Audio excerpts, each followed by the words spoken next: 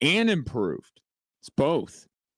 Extra Sports 1300 app sponsored by Diversus Health, mental health, and well-being for all. I almost don't know my way around the studio anymore. I forgot my earbuds, and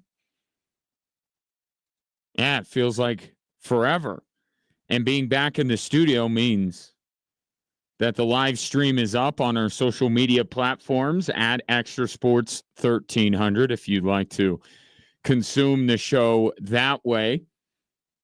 And yes, a veritable cornucopia of sports topics coming your way over the course of the next 3 hours. Jessica Mendoza will drop by from KKTV 11 Sports next hour to chat a little bit. The rest of the time, it's you and me at 719-24-7, 1313. So no show yesterday. I was up in Greeley doing Air Force women's basketball. Another big win for them. I want to talk about that in a little bit. And then Jim Arthur was on this station at this time yesterday calling the Air Force men's basketball game.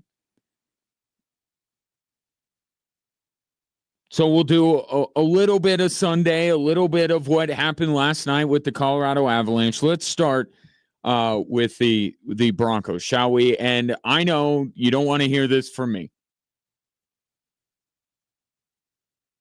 but you should be happy about that game on Sunday. Not that they blew it, not the result, but the game in general should be happy. Because the Denver Broncos put together the perfect game plan for being the Kansas City Chiefs and executed it to a level that not many teams have been able to do this year. I know the thing about Kansas City, they win every game by a point. Trust me, I've seen them all. The Denver Broncos had the perfect game plan for being the Kansas City Chiefs. And they came up one kick shy of beating them. And yes, if they would have done that, it would have been the best win by far of Sean Payton's tenure with the Denver Broncos, and we would be talking about this team as a playoff team, most assuredly, and their playoff future is not certain. I think this Sunday's game is going to say a lot about whether the Denver Broncos are going to be a playoff team or not. But they had the perfect game plan. They knew what to do. Defensively, and I've been saying this for weeks now, the weakness of the Kansas City Chiefs, where they are vulnerable, is not the wide receiving core. It's not their defense. All these things that people talk about, it's their tackles. Their tackles are not good. The team that's going to beat the Kansas City Chiefs, whether it's during the regular season, in the playoffs, or the Super Bowl, it's going to look like the Super Bowl where the Kansas City Chiefs lost to the Tampa Bay Buccaneers. And in that Super Bowl, they were not devoid of weapons. They still had Tyreek Hill. Their defense wasn't poor. It wasn't as good as it is now, but they had a decent defense. Patrick Mahomes had his weapons. It was their tackles were not good enough, and the Tampa Bay pass rush wreaked havoc. And that's exactly what the Broncos did. They exploited that. They were able to, unlike against Baltimore, they were able to keep Mahomes in between the tackles with their pass rush, and they got to him repeatedly throughout the contest. That is how you beat the Kansas City Chiefs. Patrick Mahomes could win a Super Bowl with or without DeAndre Hopkins. DeAndre Hopkins is not going to make the difference between the Chiefs winning the Super Bowl and not. It makes Patrick Mahomes' life a little bit easier. It's not going to make the difference.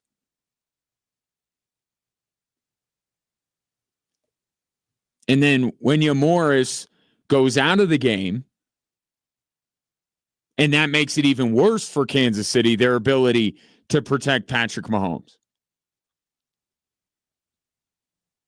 Sean Payton said it at halftime. 14 points is not going to be enough to beat the Kansas City Chiefs, and that turned out to be prophetic. That was true. But it's not like the Kansas City Chiefs put up enough points to win themselves. Right? I know that they won, but you get what I'm saying here. Putting up less than 20 points is not, quote unquote, enough to win games in the NFL. You got to get over 20. That is an acceptable number to win a football game. They just happen to have more points than the Denver Broncos. And then the other side of the football, the offense, the way it looks, exactly how I have been saying, and I talked about this with Corey Roldan last night on KKTV. This is the offense that I've been saying is best suited for Bo Nix. Everything has been kind of a little bit of what Bo likes, a little bit what Sean Payton likes, a little bit the personnel. And on Sunday, because the strength of the Kansas City Chiefs is their pass rush with Chris Jones and George Karlaftis and so on and so forth, you have to get the ball out quickly. You can't sit there and survey the landscape and expect to make anything of it. And Bo Nix with the RPO, with the quick passing game, that's right now what he is best at. And the Broncos did it time and time again, and it worked. The second half, I talked about it going into the game. Third downs were going to say everything. Broncos in the first half converted third downs. In the second half, they didn't. And the way that this Kansas City Chiefs team plays, they are going to milk the clock. They're not this quick strike, big play offense. And what the Chiefs did was they just squeezed the life out of that game. There weren't that many possessions, and the few that the Broncos had, they couldn't sustain them. And that is the downside. As much as that offense is perfect for Bo Nix's skill set and in his experience, the trick is it's difficult to sustain that. And that's what made the Chiefs offense so impressive in that game, was they were able to, as former Chiefs head coach Hank Stram would say, matriculate the ball down the field. That's difficult to do, to sustain drives, to stay on the field. Everyone just talks about it like it's just, whatever. That's always the game plan going against, on the other side, going against Mahomes or going against Lamar Jackson, or back a few years ago is going against Brady. Keep him off the field. Yeah, it's easier said than done. That's how you win, but it's difficult to sustain a possession for that long. And the Chiefs have been able to do it, not just this year, but the last couple of years. Broncos couldn't do it because they're not better than Kansas City. But yet, the last drive of the game, Bo Nix delivered. That third down throw, he converted the most important third down of the game. I was watching that, and I'm like, the Chiefs are going to lose. The Chiefs are going to lose this game, and I'm sure you felt the same way. The result, what happened on the field goal, yeah, it changes the result, but it shouldn't change the perspective. The Denver Broncos went toe-to-toe with the Kansas City Chiefs, the back-to-back reigning world champions. Barring something fairly unforeseen, the back-to-back-to-back Super Bowl champions. We'll get into that in a little bit. They went toe-to-toe, had the perfect game plan to exploit the weaknesses of the Chiefs and to minimize what they do best.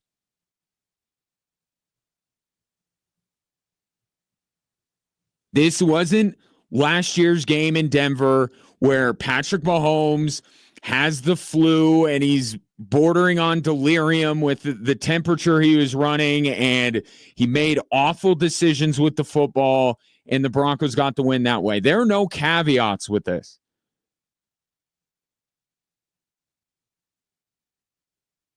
Mahomes, yeah, as the game went on, you could see that ankle was bothering him, but it was bothering him because he kept getting hit by Denver Broncos. The Denver Broncos did that to him. He was moving around just fine for most of that football game. I watched that football game on Sunday, and without equivocation, without any caveats, the Denver Broncos had the exact right game plan, executed it for the majority of the football game, were in position, should have won that game. There are so many losses to the Kansas City Chiefs, or let me flip it. The win against the Kansas City Chiefs last year, there were a number of reasons why the Broncos won that game that didn't have much to do with how good or how well the Denver Broncos played. It just wasn't the case. I'm sorry. Patrick Mahomes was ill, and he was making terrible decisions with the football. And Justin Simmons just so happened to be in the right place. I'm sorry. Look, it's good that they won, right? Get that monkey off their back, off the schneid. They got to win against the Kansas City Chiefs, and it made you feel good. But in many ways, Sunday should make you feel more confident in the Denver Broncos than that win last year did.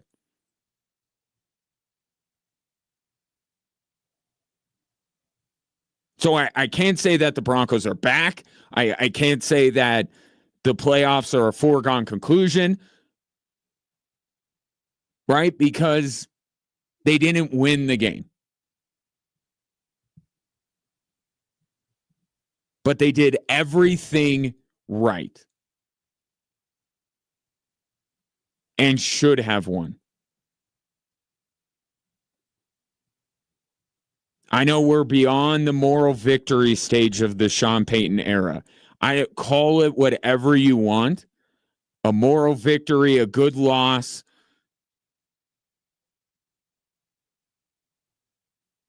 You know what the Broncos are? What I can say that they are?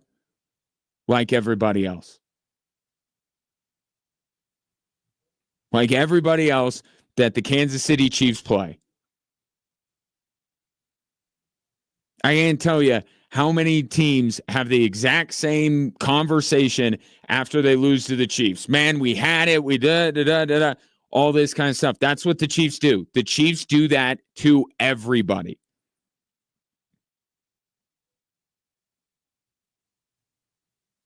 But there have been years where the Broncos aren't even at times playing the same sport as the Kansas City Chiefs. That's how far they have come. It doesn't make up for the catastrophic breakdown on the left side of the Broncos line during that field goal. It doesn't make the Broncos' odds of making the playoffs go up. In fact, they go down.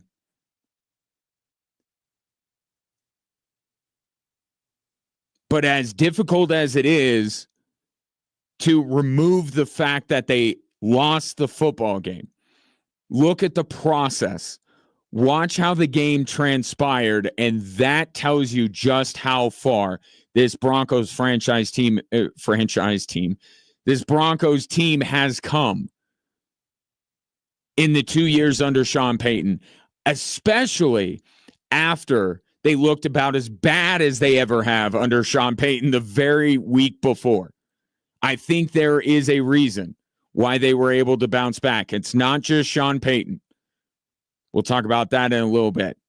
I welcome your thoughts. Didn't have a chance to do it yesterday. Today, feel free to fire away. 719-247-1313. Just getting going with this Tuesday edition of Drive Time Sports on Extra Sports 1300.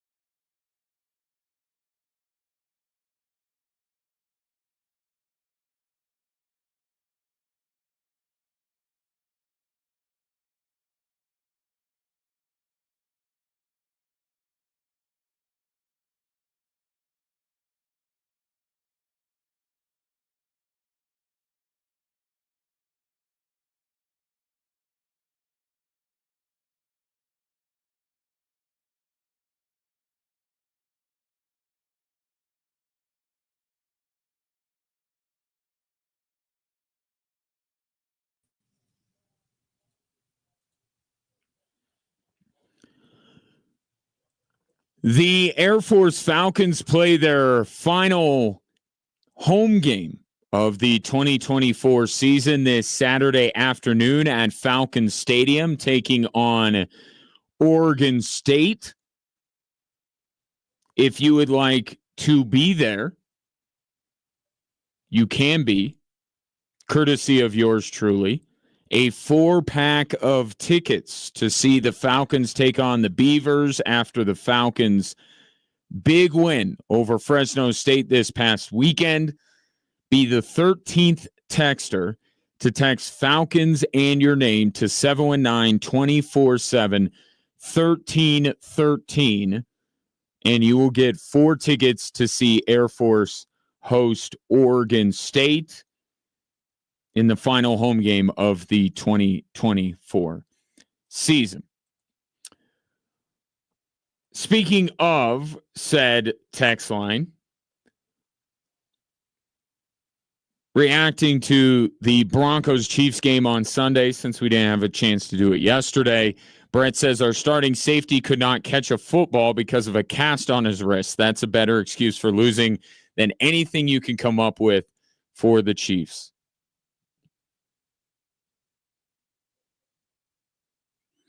And it's been done to death. If you've seen it, like, you know that the warning signs have been there all season long that the Broncos were going to get a field goal blocked.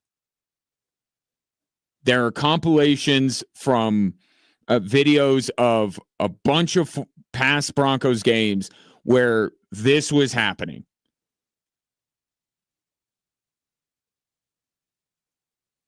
And all I hear time and time again, DeAndre Hopkins just said it the other week after the Chiefs' primetime win, the game before the Broncos, talking about how detail-oriented this coaching staff is.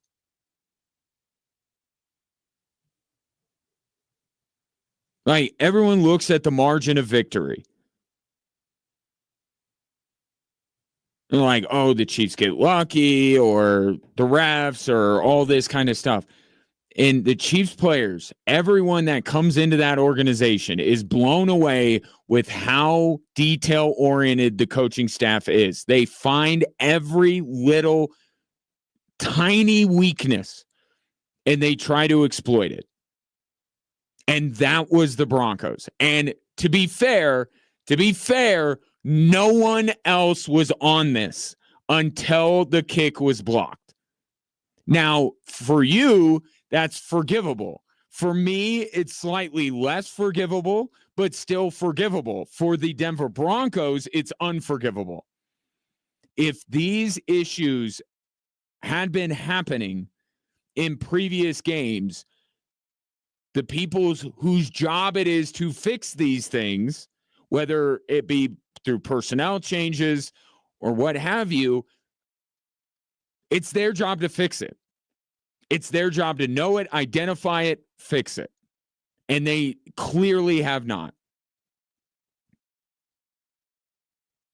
And the Chiefs found it. They found it, and they got their opportunity. It just so happened to be at the very end of the game when the Denver Broncos were lining up to win the game. So it's not happenstance why they're winning these football games. It's not luck. It's the same thing the Patriots did for 20 years. They will dive into the film and into the minutia and find this little tiny thing that maybe they can exploit, maybe they can't, but you know for a fact that they know your weakness. And if they can, and if the opportunity presents itself, that's when they strike. It's what the Chiefs have been doing. That's why they win all these close games.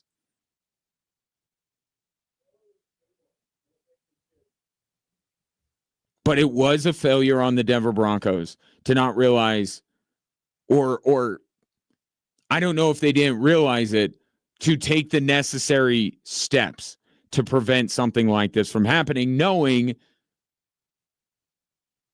that you have the best head coach, the best special teams coordinator, and arguably the best defensive coordinator in the National Football League. They are going to find it. And to the Broncos' credit, in 2 of the 3 phases of the game, they were spot on. They knew exactly what they needed to do. They did to the Chiefs what the Chiefs do to all their opponents. Sean Payton and Vance Joseph found the little idiosyncrasies to exploit, to have success, and they crafted up the perfect game plan. But so did the Chiefs.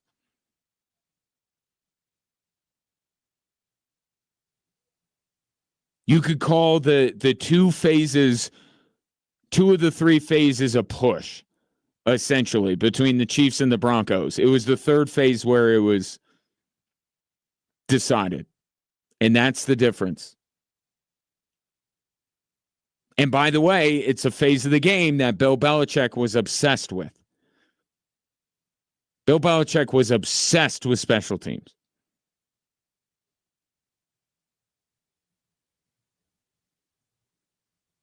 And now the Chiefs are doing it.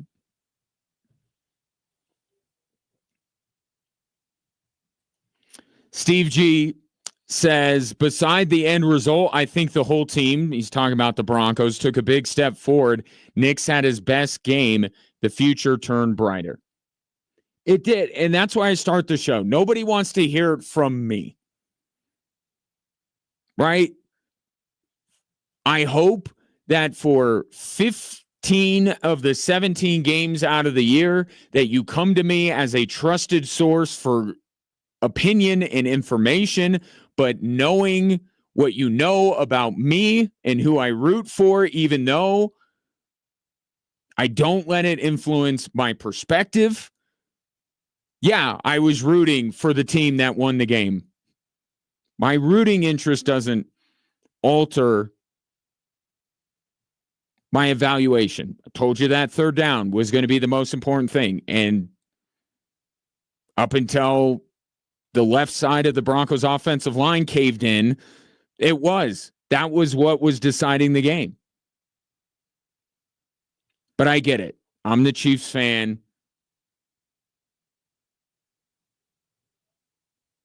That's okay. But I'm telling you, I would be heartened. After the sting wears off, you should be heartened by what you saw. Broncos haven't been that close to this Chiefs team in a long time. And to respond the way they did after the Ravens game. I know momentum doesn't exist, but this is a young team. They're not hardened from a mental aspect, right? These guys are much more prone to letting things linger and letting things bother them for longer, to get overconfident, to have those highs and lows. And for the Denver Broncos, after they got absolutely demolished by the Baltimore Ravens, heading into a game that for many was even more important, given who it was going against, the stakes, all that kind of stuff. For the Broncos to respond in the way they did was mature beyond their years. And to your point, Steve, Bo Nix is at the center of that. You saw the sideline reaction from the Denver Broncos when that kick was blocked.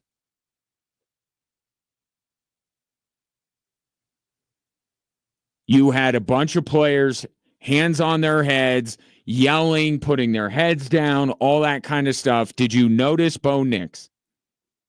He wasn't even looking at the play. He didn't move. He was stoic. Remember when we discussed whether putting the C on Bo Nix's jersey, even though it doesn't mean what it means in hockey, it still means something. And whether he was ready for it and what has he shown to deserve that and all this kind of stuff. That's the type of moment that you expect out of someone you look to as a leader. As crazy as it is to say, given that he is a rookie quarterback, the Broncos do look to him. And when the Broncos were getting punched in the gut or kicked in a region lower than the gut, everyone was freaking out and in their feelings except Bo Nix. And he stood up there at the press conference afterwards, said all the right things, and he continues to do it throughout the year. Why did the Broncos bounce back like they did, going from a horrendous loss to the Chiefs game? I think Bo Nix is at the center of it. I don't want to put him in the same sentence as Gabriel Landeskog because Gabriel Landeskog earned that C through years and years, not games and games. But there are some similarities because both, you wondered if they really deserve that recognition. Gabriel Landeskog over years grew into everything you want a captain to be. Bo Nix is showing some of those early signs. And, oh, by the way, he played a very good football game on Sunday, too, with his play.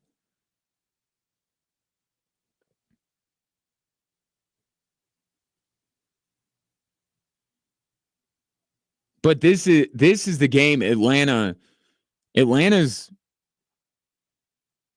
the big one. If you're talking about the Denver Broncos in the playoffs, it's not the Kansas City game. It's Atlanta. Because now, if you beat Atlanta,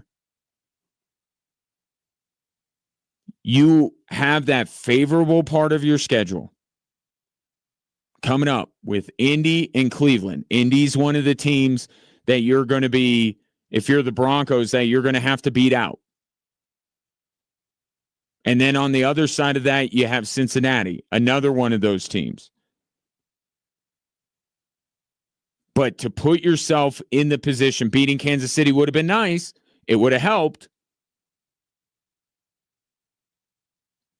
But the Atlanta game, this one coming up, is the one where expectations of a victory and consequence in terms of the playoff chase intersect. There's a real expectation that the Broncos will beat the Falcons. And they also very much need this for their playoff chances. Didn't quite line up that way with Kansas City. So this is the one they got to get. They can still make the postseason even with the last two losses. And I said it before they play Baltimore. They could still do it. Now, they got to rattle off, 4 straight wins to set themselves up to need one of the last 3. They're going to have to go on a run here.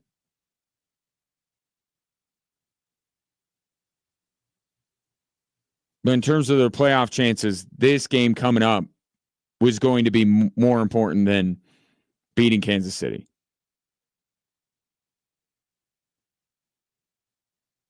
719-247-1313. More Drive Time Sports after this.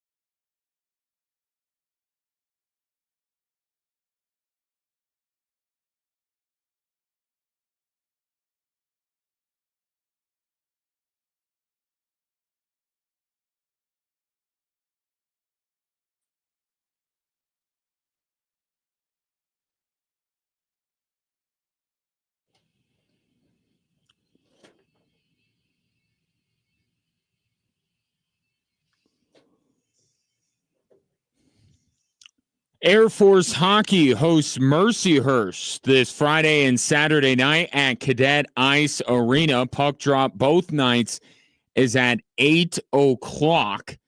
If you would like to go, I have a pair of tickets for Friday night's game. Text hockey and your name to 719-247-1313, and I'll hook you up with a pair of tickets. The 13th texter, I will hook up with a pair of tickets to see Air Force take on Mercyhurst Friday, because I know what you're thinking. Air Force football, Switchbacks on Saturday. You can make it a whole weekend if you're already going to those with a little Air Force hockey on Friday. Speaking of one of the many things I just threw out,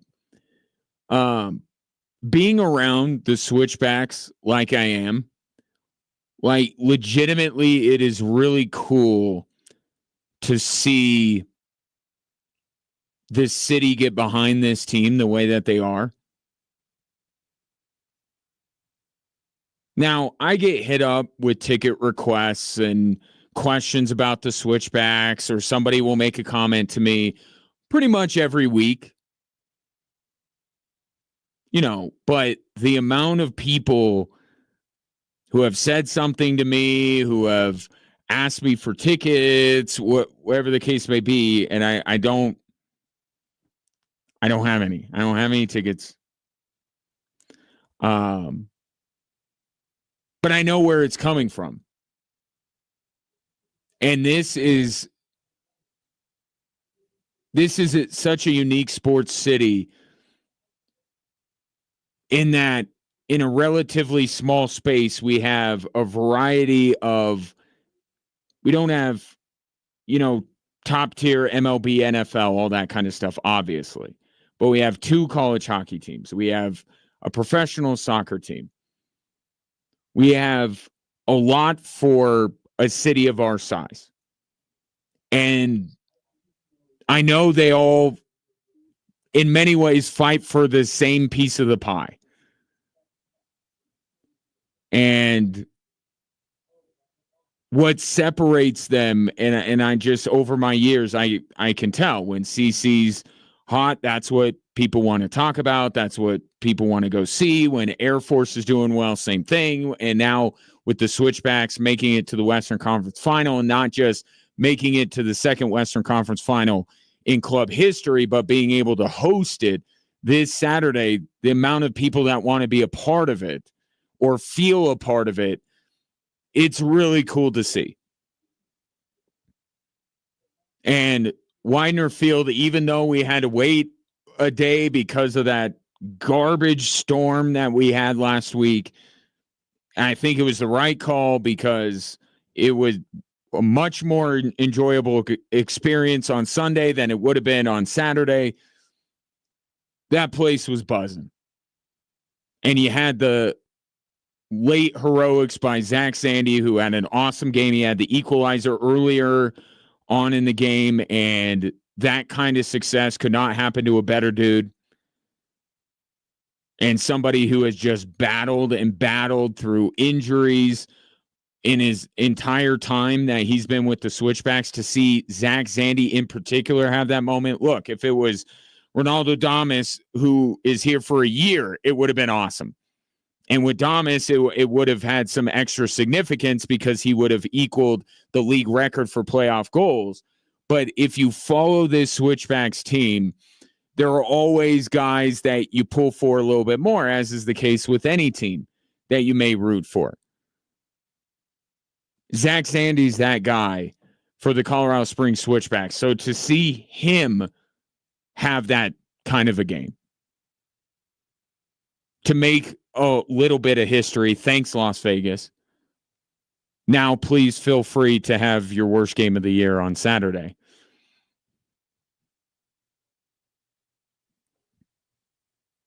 It was really cool that it was Zach. And it's cool to see people get excited about this. And I can't wait for Saturday. It's going to be a ton of fun. If you cannot make it out, Roland and I will obviously have the call for you Saturday night. Our coverage starts at 6:30. And look, I kid about Las Vegas having their worst game. I'm not going to mind if they do. I figure they won't. And the Switchbacks can still win. This is what they worked so hard to get. They were starting off the season with 5 L's. It was not great. A lot of new guys, early season injuries, new head coach, even though James Chambers just moves one seat over, still a big leap to take over a team yourself. Like, there was a lot of moving parts. The results weren't good early on. And to think about that team going from where they started to now being one home win away from playing for the club's first title, it's pretty remarkable. But this team has worked so hard. They know what being at Widener Field is like. And sometimes it's, people, you may feel like, oh, they just say home field matters because it's a thing. And, they talk about the fans. I'm telling you, Widener Field is the greatest home field advantage in this league. It just is. And it's not just because of altitude. It is legitimately because of the fans. I hear it all the time from people that have no business. I'm not talking about people in the on the Switchbacks or with the organization or even fans of the team. I'm talking about people from outside of the organization that have no reason to bring this stuff up, talk about it. And they, in the Switchbacks, know what kind of home field advantage they have. And it's why they work so hard to get it. And they had to have those 2 huge victories at the end of the year on the road against Monterey Bay and Sacramento to have home field for just the first round. They needed both of those, but then some other things broke their way and they got it for the first 2 rounds. And now, because Vegas beat New Mexico, they get a third home match. And then we'll see what happens earlier in the afternoon on Saturday. If Rhode Island wins and the Switchbacks win, they'll host the title game. It's just, they're different. What they've shown on the road the last couple of weeks of the regular season is certainly a huge step in the right direction.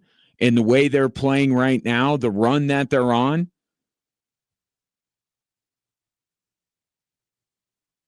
I can see them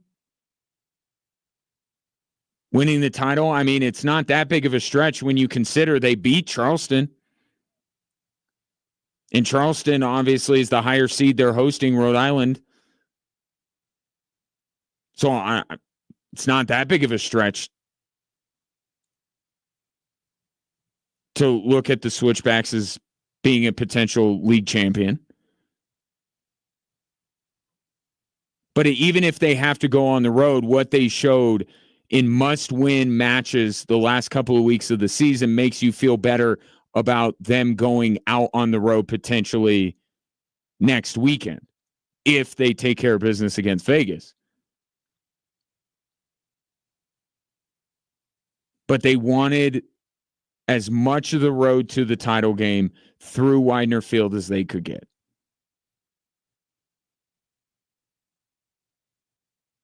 And you saw that on Saturday. They're never out of it at home. And if they get a lead, they don't give it up. Believe the number was 3 times since they moved into Widener Field that they've lost when scoring the first goal. 3 times. That's it. Once this year. So, yeah, in many ways, Las Vegas did the Switchbacks a favor, but Las Vegas is good.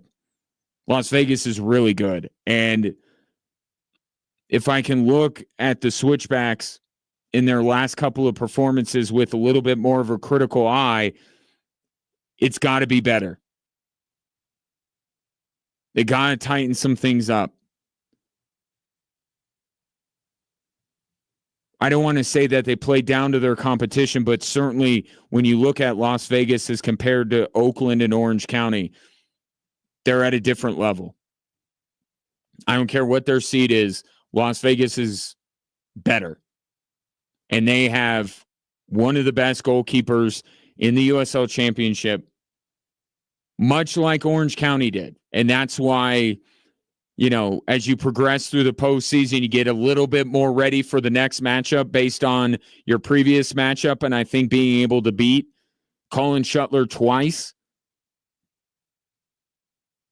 I think better prepares them. But I look at this team through the last couple of weeks of these playoffs, and I think you're going to hear this from James Chambers and the team. They have a press conference tomorrow at Widener Field to talk about this Western Conference final. They're going to be the first to say they have to be better.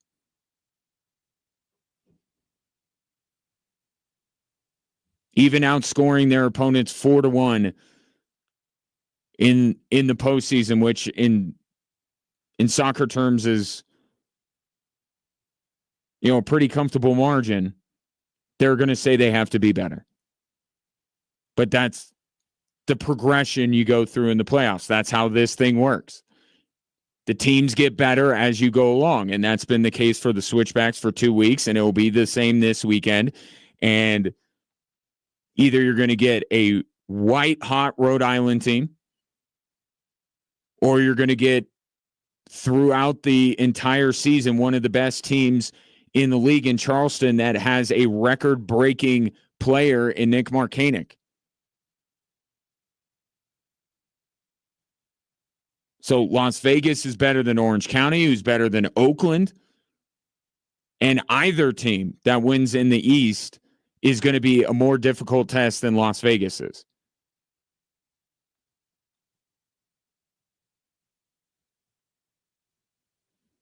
But Saturday, 7 o'clock, Widener Field, Switchbacks have a chance. Not only are they hosting the Western Conference Final for the first time, but they have a chance to potentially make some more history by going to the title game, regardless of whether it's in Colorado Springs or in Charleston. If Rhode Island wins, obviously, Colorado Springs will host.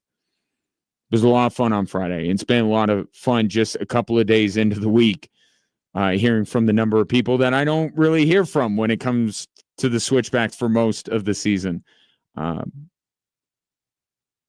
saying stuff. So looking forward to it on Saturday. Hopefully I'll see you out at Widener Field. Again, if not, Roland and I will have the call starting at 6:30 right here on Extra Sports 1300.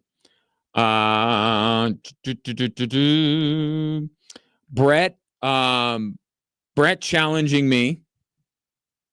I legitimately did not see your first text, and now your second text is put into context, Brett. He doesn't buy my Patrick Mahomes had the flu. I mean, he did.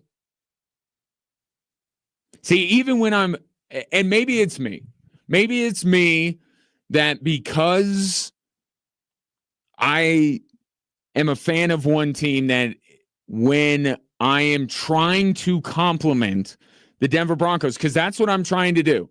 Not the last play. That sucked. That was a failure. But everything leading up to that, I'm trying to compliment the Broncos. And I can't, and it may come across as I can't quite do that because then I'm throwing out last year's win. But I'm trying to compare. I'm saying even in a loss, that was a better performance. That was more indicative of the strides that this team has made under Sean Payton. But I get the way it comes across, the cat's out of the bag, the genie's out of the bottle. Pandora's box has been opened. 2 weeks a year, everyone listens to what I have to say about the Broncos matchup with a very critical ear, and that's fine. I get it. Not making excuses. I'm pointing out facts. Brett adds, it's also an NFL rule that Patrick Mahomes cannot be sacked twice in a row. That is true. In fact, everyone likes to blame the refs for the Chiefs winning. I would actually like to rake the referees across the coals a little bit for their performance on Sunday against the Kansas City Chiefs, because you heard it too, right? They didn't let Patrick Mahomes know when the guy was close. Didn't you hear that? The covenant between Mahomes and the referees was broken. They didn't let him know. They didn't say, mouse in the house. What's the other thing used to say when somebody was coming up behind you in basketball to knock the ball away? Why can't I think of it? It was mouse in the house, but it was something else. Anyway, they didn't let him know. How is Patrick Mahomes supposed to perform when he's not made aware of where defenders are at all times by the officials? What else are they there to do?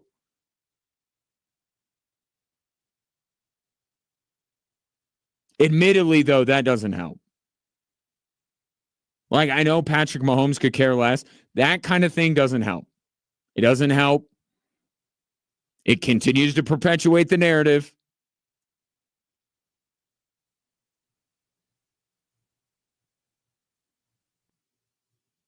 Doesn't help at all, Patrick.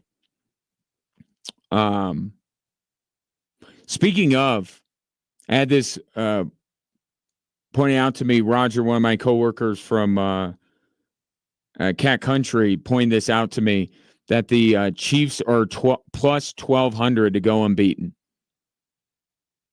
They got Buffalo this week. A lot of people think this is the one. If Kansas City doesn't fall, they're running the table. Of course, you know who they're playing the final game of this season. You know where he found that? On Circa Sports Colorado app.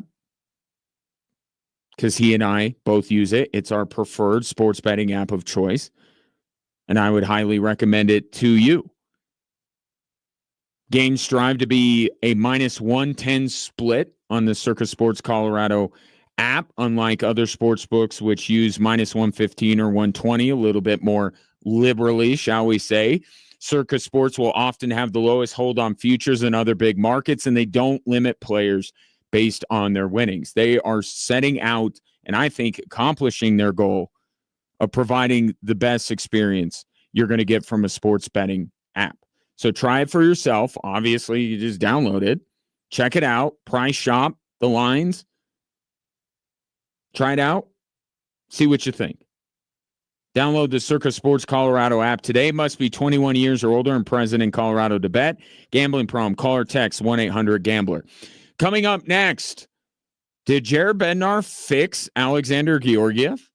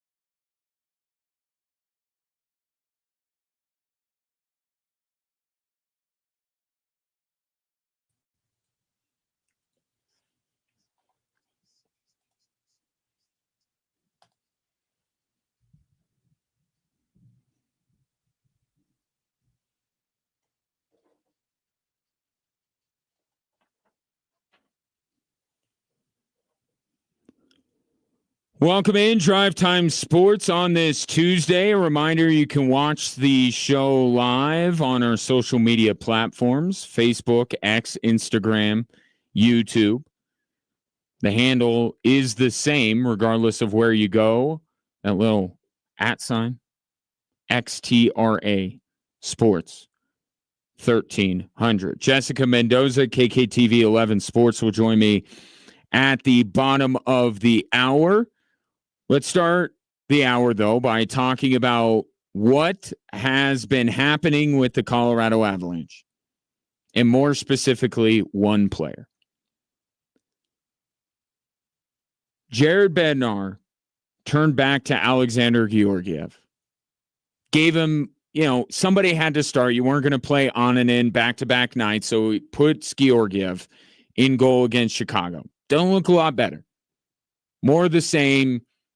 I'm pressed. Then the next time Jared Bednar goes to Alexander Georgiev is to face the hottest team in the league, which now, by the way, has the rights to the best start in the history of the NHL. Nobody has started off a season better than Winnipeg is starting a season. And when Jared Bednar brought that up, my initial reaction was Jason Bateman from Dodgeball saying, bold strategy, Cotton.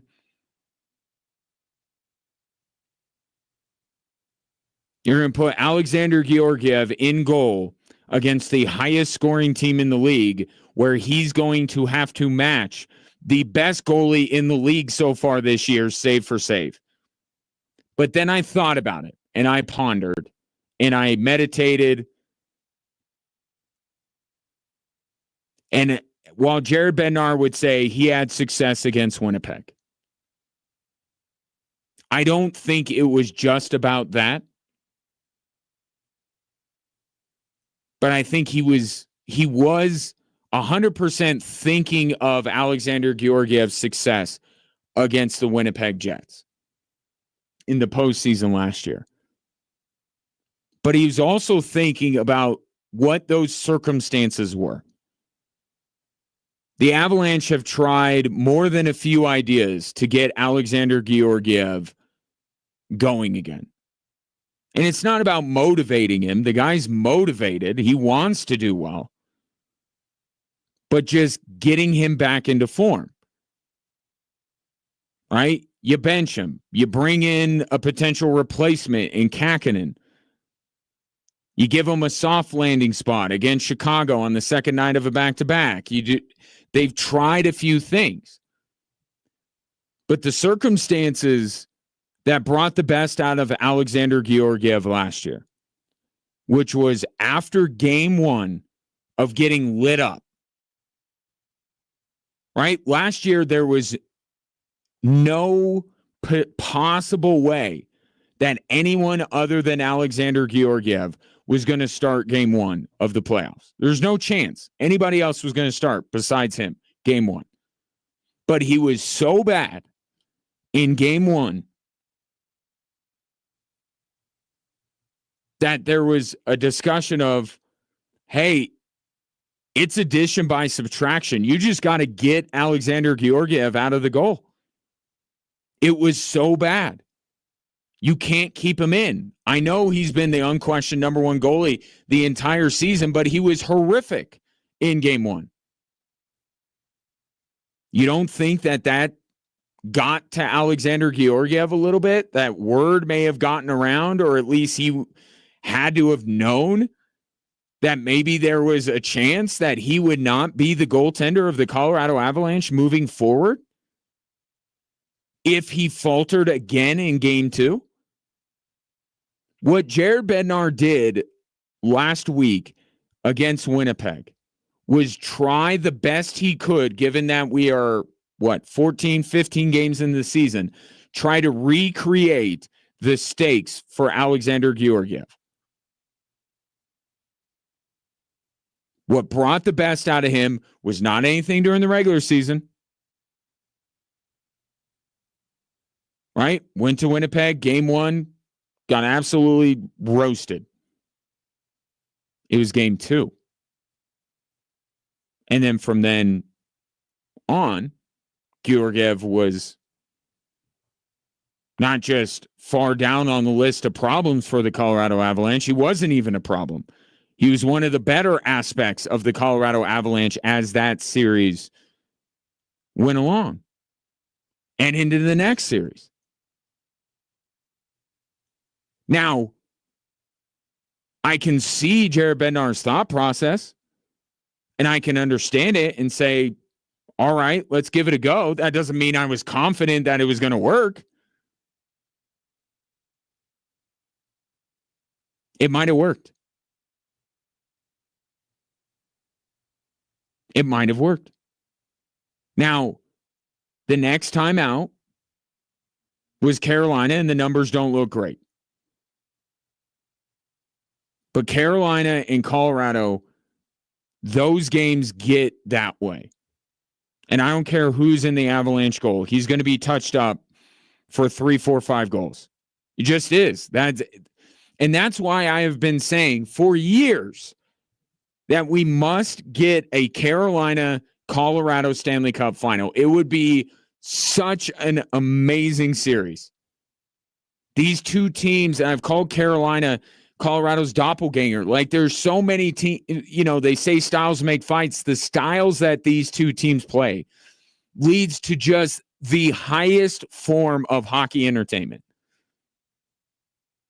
And unfortunately, the goaltenders participating in that game are going to be collateral damage. So I didn't look at what happened against Carolina and go, oh, he's reverted back. But last night, Jared Bednar goes to him a third straight game. Longest stretch of games he's played in a while. And he delivered. He delivered. And he made that save with about 2 minutes to go in the game. That was a big time save. Now, credit to the guys around him. And I think it was Calvin DeHaan that knocked the puck out, because when Georgiev sprawled out, dove with his gloves towards the near post on that Roman Josi shot, the puck was still loose. He didn't freeze the puck, but he made the stop. And then he needed some help because he was in no position to freeze that puck, and the Avs were able to clear it out. But Georgiev made that save. That saved the game for them. And then they go and win it in overtime, thanks to Sam Girard.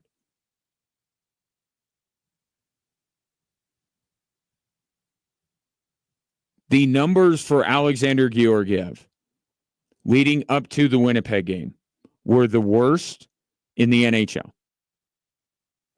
You throw them all together in a big pot, stir it up, and what you come out with is the worst goaltender in the NHL.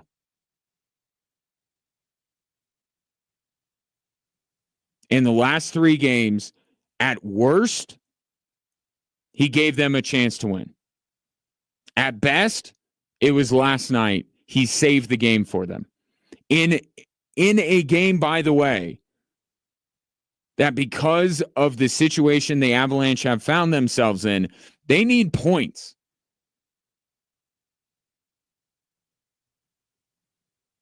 Right? You want to be in position to not have to chase a lot of teams when January rolls around. Well, it's mid-November, and the Avs, until last night, were not in the postseason picture. They got a lot of teams they got to chase.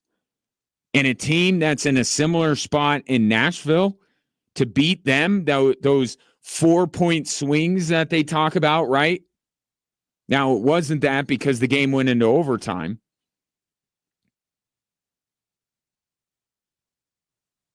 But you get more points than Nashville does. Both Nashville and Colorado are in the same position.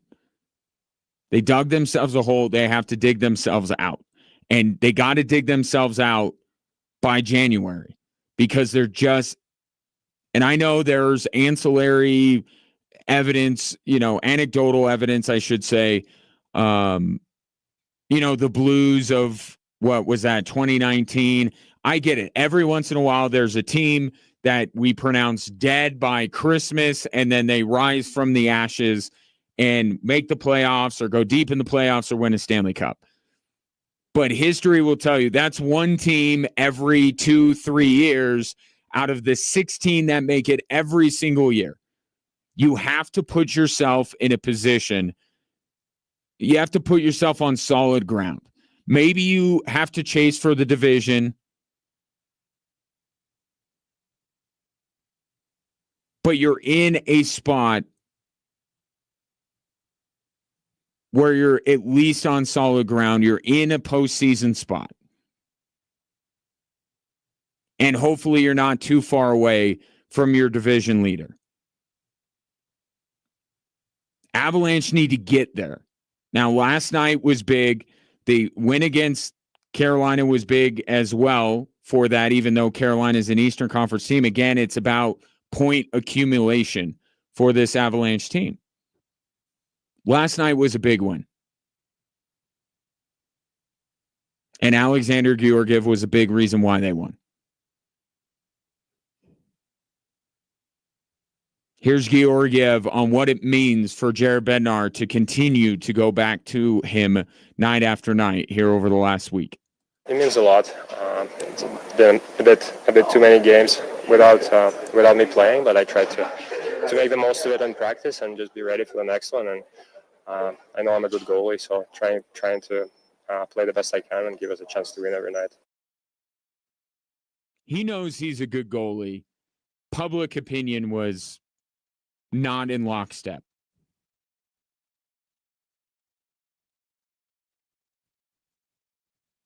And in a move of significance, normally the waiver wire in the NHL is not newsworthy. The Avalanche waived Kaapo Kähkönen today. Jonathan Drouin is coming back, which is probably why they made the move, but the fact that it's Kähkönen that's on the way out. Ironically, or coincidentally, because we use ironically wrong all the time, coincidentally would be the more accurate word. He got picked up by Winnipeg, which was who released him and allowed the Avs to pick him up.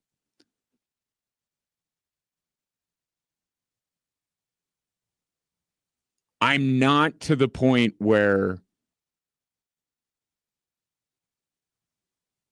all right, we're back to Georgiev. If you're the Avalanche, I'm not there. I still want to see more of Justus Annunen. I think there's a higher ceiling there potentially. But now it's game on. Now it's not choosing between the lesser of two evils or even choosing the more obvious choice or that Justus Annunen had been over the last couple of weeks. Now Jared Bednar's got some options. And again, the Avs still don't have the best goaltending situation in the league, not even close. Right? So you have to put it in that perspective. It's not like they have Connor Hellebuck and Jake Ottinger battling in goal here. But now Jared Bednar's option of who to go to in goal on a night-to-night basis is not as clear as it has been over the last couple of weeks. But I have seen a lot of mediocre goaltending from Alexander Georgiev. So I'm not saying that this is over or that he can't go back to what it was over the last, the season up until less than a week ago. But give Alexander Georgiev credit and give Jared Bednar credit. That was an important game the other night in Winnipeg. And they didn't win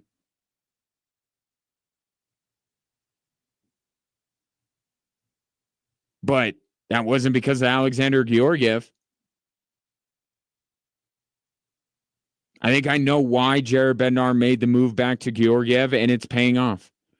And this guy just continues while praise is thrown at Sean Payton and Michael Malone constantly, without fail, almost to the point that you can't even criticize those two. And then there's just Jared Bednar, who keeps plugging along, pushing all the right buttons, making all the right decisions. And he never and I get hockey, the sport he coaches is probably part of it. But the job that he's done with this Avalanche team, like Sean Payton's rebuilding the Denver Broncos, that's a process. Malone did it for sure. But Jared Bednar's done it. Like Sean Payton's in the process of building back. The Broncos haven't accomplished anything yet. It just, even with the Avs winning a Stanley Cup, I just don't think Jared Bednar gets as much credit as he deserves. People are much more free-flowing with their flowers when it comes to Michael Malone and Sean Payton. And that same energy, if not a higher level of energy, needs to be given to Jared Bednar, because that was a stroke of genius. And I thought I knew what he was doing. I didn't think it would work. And it worked. At least for now. Till the next right button needs to be pushed. 719-247-1313. Take your thoughts on the Avs win last night. And yes, I kind of mentioned it and moved on. Jonathan Drouin was in a non-contact sweater earlier today. And so he could be back tomorrow night. And then 2 days later, the big return, or one of the two big returns, Valeri Nichushkin. 719-247-1313. More Drive Time Sports after this.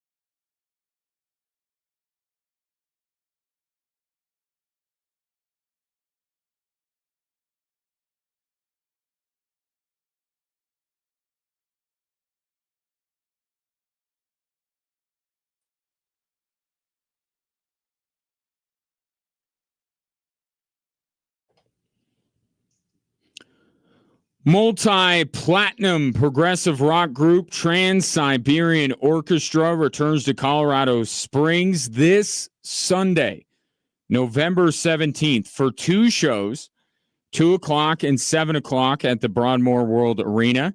Tickets are on sale now.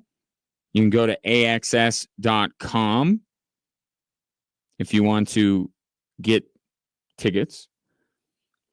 I also happen to have a couple of tickets for Sunday night show at 7 o'clock. See, this is the good thing about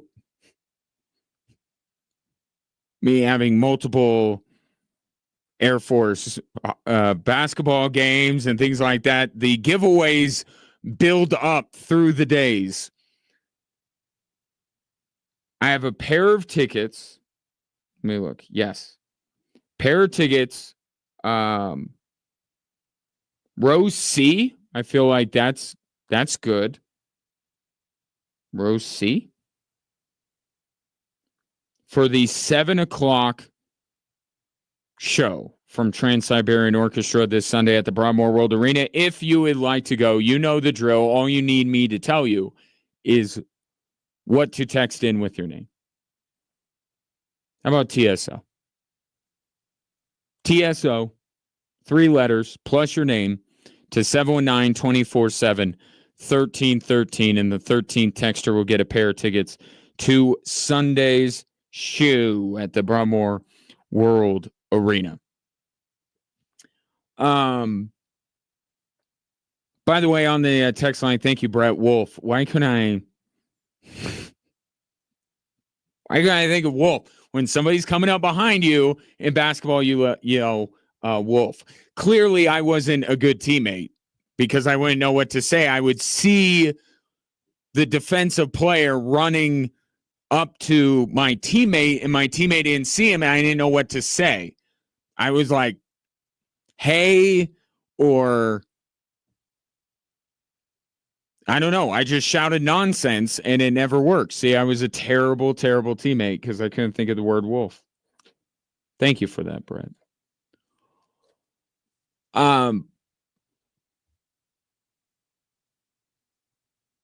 We didn't want to, I shouldn't say we, the royal we. I didn't want to see it. I identified that it could be an issue, that it could negate all the other things I was saying on this one particular subject, not the wolf thing. I'm moving on to a different conversation. I willfully ignored it because I looked at all the good and I didn't look at the negative, and it just shows me that I am much better. I operate at a higher level of consciousness when I focus on the negative. Focusing on the positive. That's why Ted Lasso is such a garbage show, because it doesn't get you anywhere focusing on the positive. It's always better to focus on the negative because you can see problems coming from a mile away. If you have a negative mindset, thank you for coming to my TED Talk. What I am referring to is the situation in Chicago. I knew that it wasn't good that the Bears still have Matt Eberflus as their head coach. I knew that it would be much better for the Chicago Bears to just fire Eberflus for the way that he and his staff ruined Justin Fields and start over with Caleb Williams, even ask him who he would like to coach him. I'm sure he'd say Lincoln Riley. Okay, cool. Lincoln Riley. I knew that would be an issue, but I saw what Ryan Poles, my guy, Ryan Poles did. I'm like, the Bears are going to overcome this. And Matt Eberflus will be a little bit better as a head coach because he has a better talent. And as much as I like Fields, Caleb Williams is more talented. Much more talented. And I saw what Ryan Poles did. And he drafts Roma Dunze, and he brings in Keenan Allen, and he got DJ Moore before that, and he upgraded the offensive line, and he got Montez. I'm like, it's going to work. It's going to work. And even Shane Waldron, I thought, it could work. He had a player in Seattle for years that doesn't have nearly the talent of Caleb Williams, being Russell Wilson, and they made it work. You got Geno Smith to look good. Surely this would all work. It's not working. It's not. And because if they were in the Broncos position, if they were in almost any other division, it would not be as dire of a circumstance as it is right now. But you have the Lions, who freaking threw 5 interceptions and still won the game. And you have Green Bay and you have Minnesota, and that's why things are getting dire. It's not that the Bears' record is that poor or the season is over, but it looks so bad. And the rest of the division is so good that you see the change of offensive play callers, which is a precursor to Eberflus getting fired. We see this all the time. Eberflus holds up Waldron as a human shield, and guess what? Once the human shield is gone, you have no one to protect you, and Matt Eberflus will be fired, and Chicago fans will rejoice.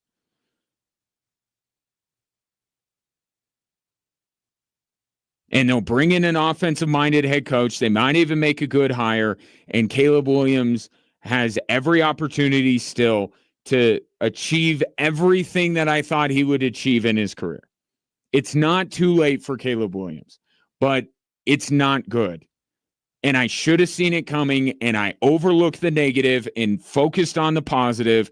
And this is reason number 8,000 that Ryan Kaufman, being an optimist and oozing positivity, it doesn't suit me. I am much better when I am looking out at the negative. And I think a lot of people, if I can just drag down some people with me, not you saw it coming a mile away. You probably even sent in texts and like, Ryan, you're overrating Chicago. Tom, I'm waiting for it. 3, 2, and 1. Here comes the text from Tom. You said it. I know you did. We went back and forth. I've gone back and forth with other people. I'm like, it's going to work in Chicago. Caleb Williams is so freaking good. And Ryan Poles did such a good job of building this team. And I know Matt Eberflus is terrible, but, he's got help now, and a guy who made Geno Smith look like a passable quarterback. Surely he could make it work with Caleb Williams. But the problem was I was ignoring the other part, which was for years, the Seattle Seahawks couldn't protect their quarterback. And that has to do with protections that you call out offensively. I focused on the positive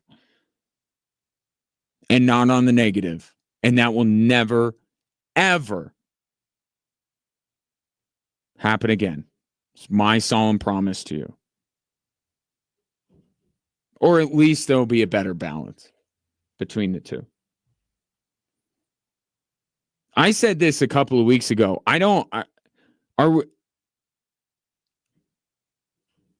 Caleb Williams is not ahead of Bo Nix in the Rookie of the Year race. He wasn't playing better than Bo Nix. And since then, Bo Nix has continued to play better and widen the gap between him and Caleb Williams. And the sucky thing is that I don't really blame Caleb Williams. It's not his fault. He is better than Bo Nix as a quarterback. I know it. But Bo Nix, and the latest example, if you get a coach, offensive-minded, that believes in you, that puts in the right pieces around you, puts you in the right situations, you're going to succeed, even if you are a lesser talent than somebody in another NFL city. And that is exactly what's going on between Bo Nix and Caleb Williams, or Jaden Daniels and Caleb Williams.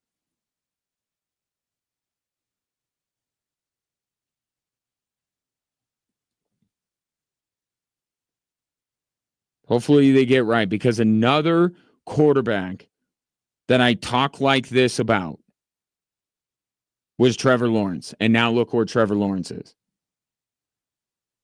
That first year under Urban Meyer might have permanently ruined him. And we just got a glimmer of something good his first year with Doug Peterson. But really what we're seeing is that 1 year with Urban Meyer absolutely ruined Trevor Lawrence. And he will never reach the heights that we set out for him to reach at the beginning of his career. I hope I'm wrong about Caleb Williams, but I'm hearing myself talk, and I'm like, I said this exact thing with Trevor Lawrence when he was dealing with Urban Meyer. Now, that situation I had on the nose immediately. I knew Urban Meyer wasn't going to work, and I knew that Trevor Lawrence had to get better coaching.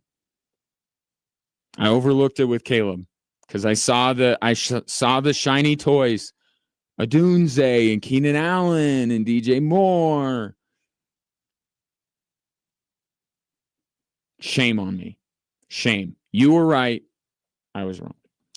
719 24/7 1313. Coming up next, we'll talk Broncos Chiefs and Broncos Falcons and Broncos versus a lot of other teams with Jessica Mendoza of KKTV 11 Sports.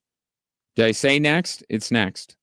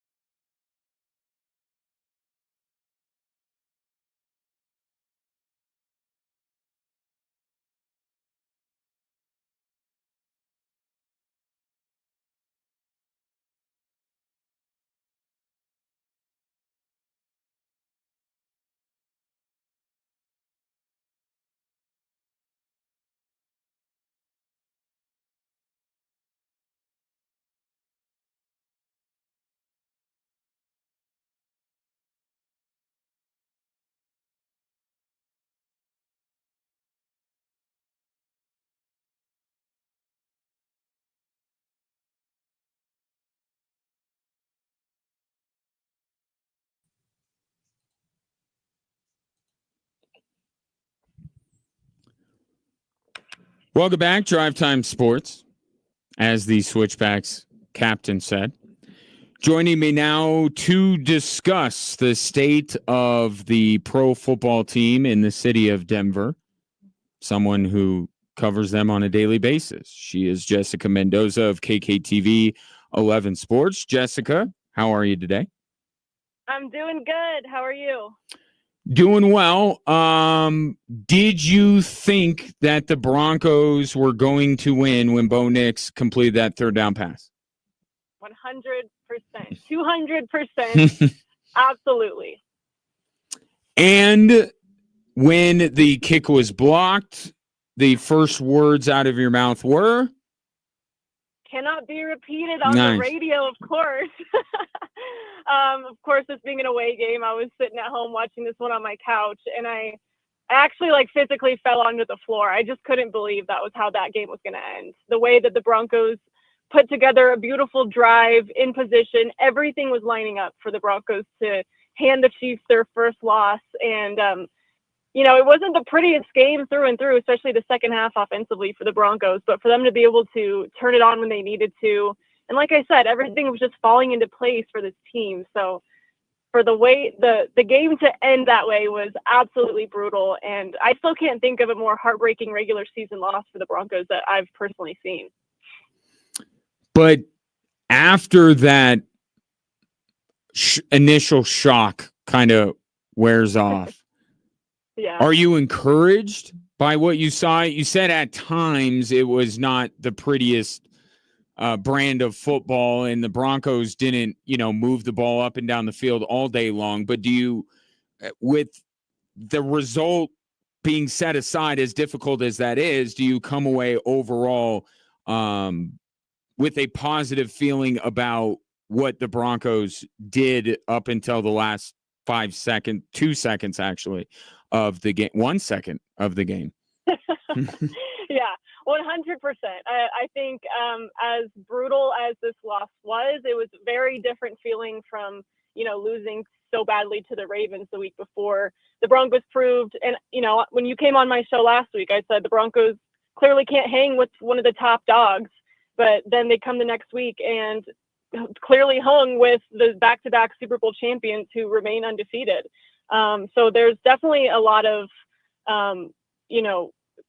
belief that I think I have in this team right now, that they do have the ability to do that, even though it wasn't the prettiest and it wasn't the perfect offensive game and they weren't, singing the entire time. The way that their defense kept them in the game continues to encourage me, and I think the rest of Broncos country.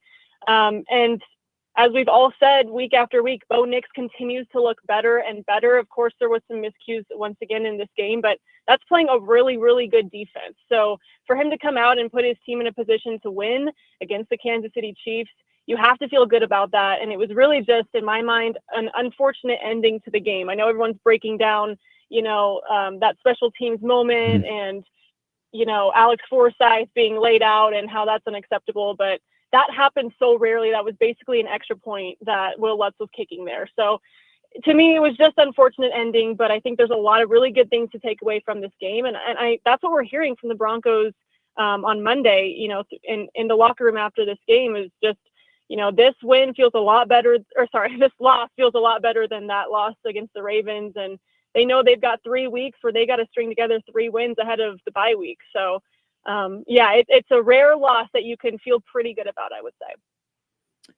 What I love, and I'm going to sit here and say that I did not identify the left side of the Broncos line as a major issue on these field goals, and I don't think there was anybody ringing. Did you hear of anybody ringing the alarm about? I mean, it's fascinating to go back and look, and you're like, oh, this has happened, but nobody was saying, hey, Broncos really need to tighten up the left side of their offensive line because they're letting free runners get around the end. No, I hadn't heard anything about this. There was no alarm bells or anything like that. That's why there was so much confidence, with that field goal going through the uprights on Sunday.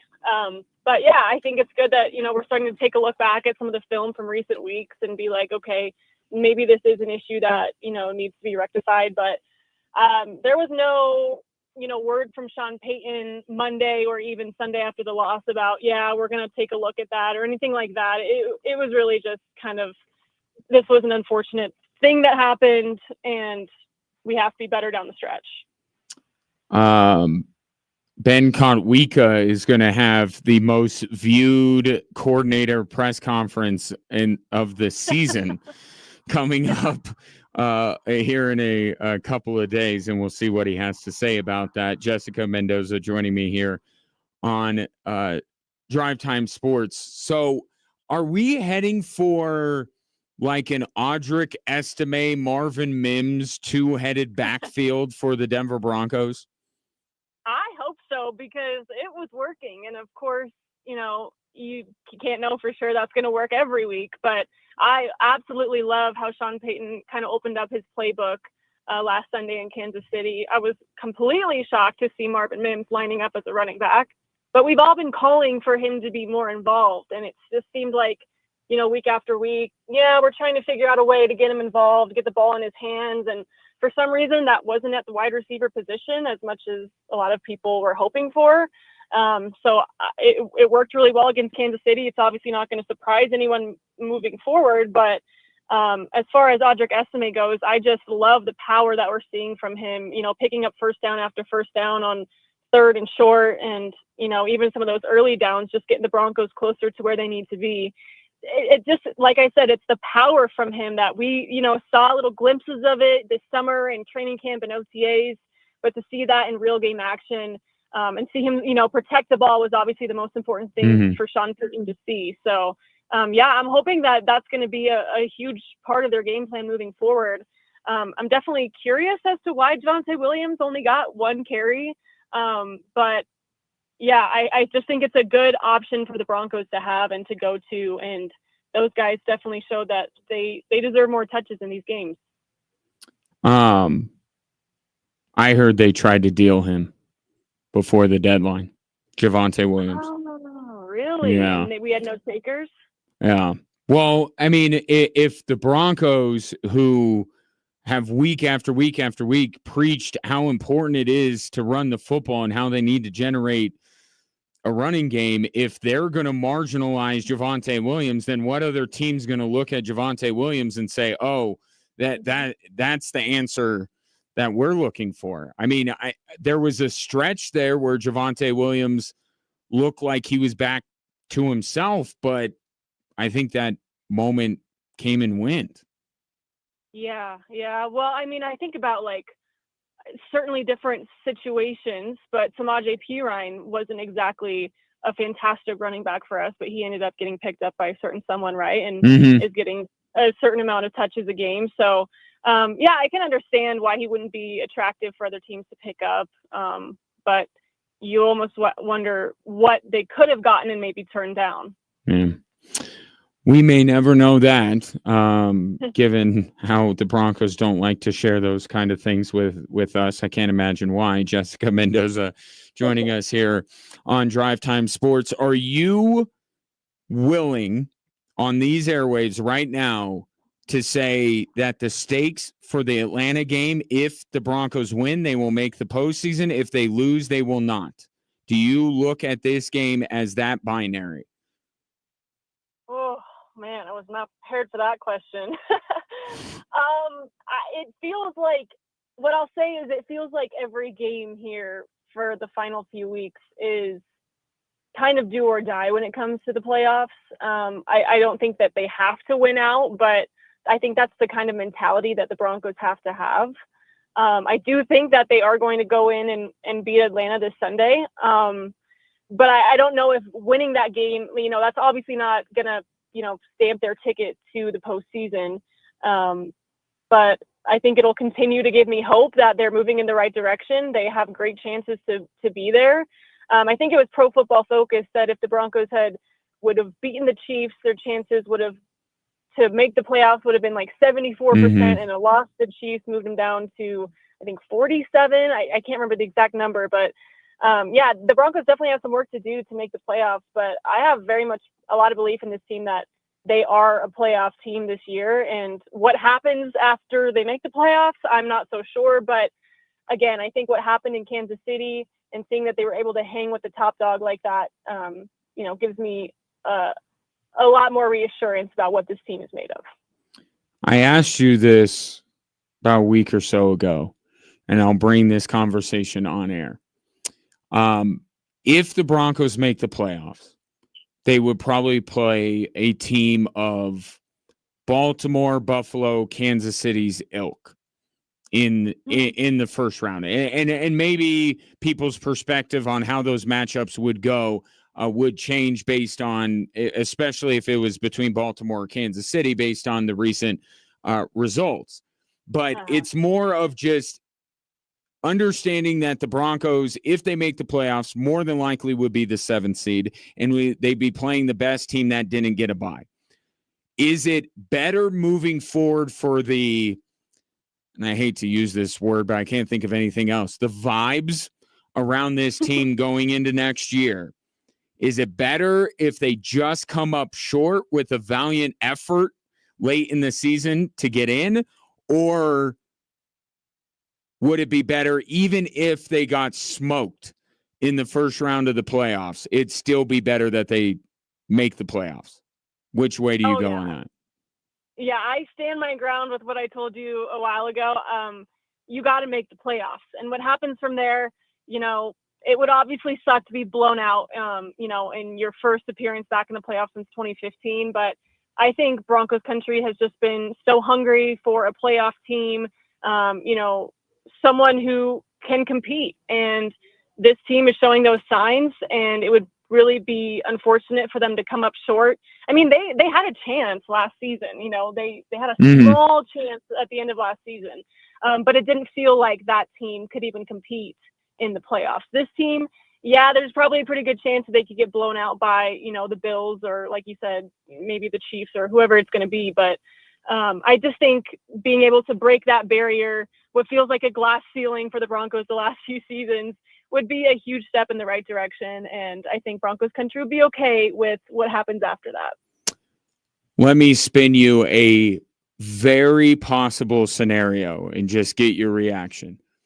If Kansas City were to lose this Sunday to the Buffalo Bills, there is a chance that week 18, the Chiefs would need to beat the Broncos to be the number 1 seed. Of course, that would mean Buffalo would win out, and the Broncos could need to win to get into the playoffs. How would you like that scenario for the final week of the season, Adam Power Field at Mile High? That would be brutal, right? Because the other possibility is that the Chiefs could be resting some starters for the playoffs in that final week of the regular season, right? And then the Broncos could roll to a victory, maybe over the Chiefs in that final week. I don't like that scenario at all. If it's do or die for the Broncos against the Chiefs, and the Chiefs also have something that they're playing for in that final week, that's certainly scary. But I also feel like I don't feel like the Chiefs were overlooking the Broncos this past Sunday at all. I feel like this is a game that they always, get up for and want to win. So I don't know how much more juice, obviously more is at stake, but I do feel like that was a hard fought win for the Chiefs on Sunday, and the Broncos were right there. So I wouldn't discount the Broncos making the playoffs still in that scenario, but it certainly is one of the scarier possibilities going into the final week of the regular season. So I'm going to hope that's not the case. That's for sure. Fine. Then I will rescind it and say that now the Chiefs are 16-0 going into Empower Field at Mile High, with the Broncos needing a win to make the playoffs. That will then be the scenario if you don't like my first one. Okay, I guess I think that's a little bit better for me. We'll see how it goes, certainly. All right. So we'll see you at 5:30. We'll see you at 10. What's going on for today? Yes. So we are talking a little bit of Broncos. We'll be, just kind of a final touch on that game in Kansas City at 5:30. At 10 o'clock, we'll start to go more into the Falcons. And let's see, Air Force Falcons, we're talking about them getting their first Mountain West win on Saturday, and they are hosting Oregon State for Senior Day this Saturday. A little hint for you there. Coach Calhoun grew up in Oregon, not too far from Oregon State, so he knows plenty about the Beavers. And we'll be talking about the Avalanche a little bit as well. Just a little bit about their goalie situation and what Coach Bednar had to say after their win last night in overtime. So a lot going on. 5:30 and 10 with Jessica Mendoza on KKTV 11 News. Jessica, appreciate the time as always, and we'll see you sometime down the line, maybe tomorrow at the Switchbacks presser, maybe at the Switchbacks game. Who knows? But I know I'll talk to you soon. Yes, we'll see you soon. Thanks, Ryan. Yep, you bet. That's Jessica Mendoza of KKTV 11 Sports joining us here on Drive Time Sports. What was I going to get to? Oh. Before we break for the top of the hour, want to ask you if you're often feeling tired, maybe you're lacking motivation and drive, gaining weight, noticing a loss of muscle mass. These could all be signs of low testosterone. You may think, like, what am I doing wrong? You may not be doing anything wrong. It's natural. It happens. But there are treatments. At Low T Center, they make it easy to get your levels checked. That's the first step, right? You got to check and see if it's low T that's causing all of these issues. It's a simple test with their on-site lab. You get results back right there. And then if it is low T, you know that you're in the right place because they're not your typical doctor's office. Their physicians specialize in treating low T with testosterone replacement therapy, or TRT, for each patients.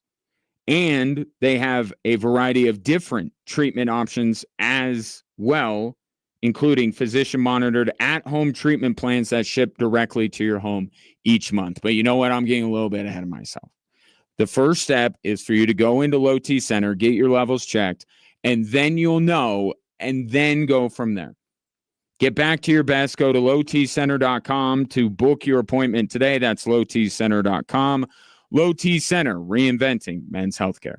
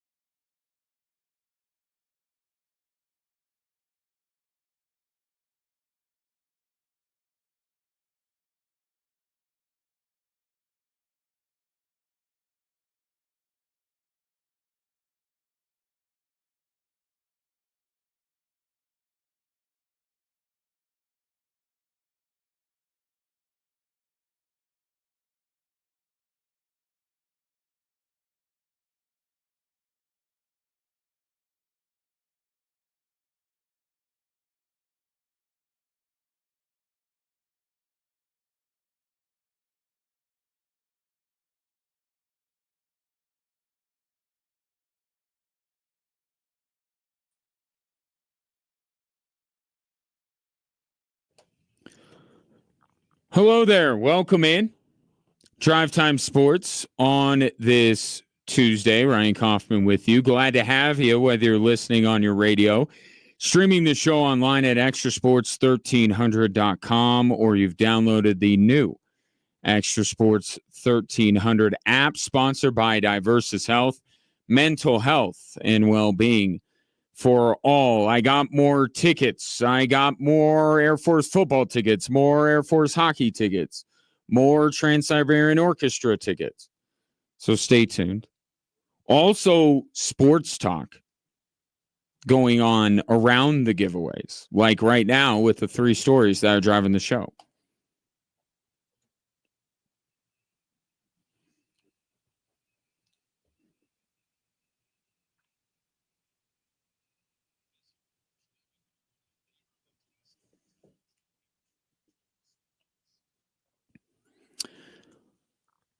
All right, let's start with the most timely of the 3 stories that are driving the show. Here is story number 1. Gerard steals it. Breakaway in overtime. Sam Gerard. Yeah! Sammy G gets the GWG.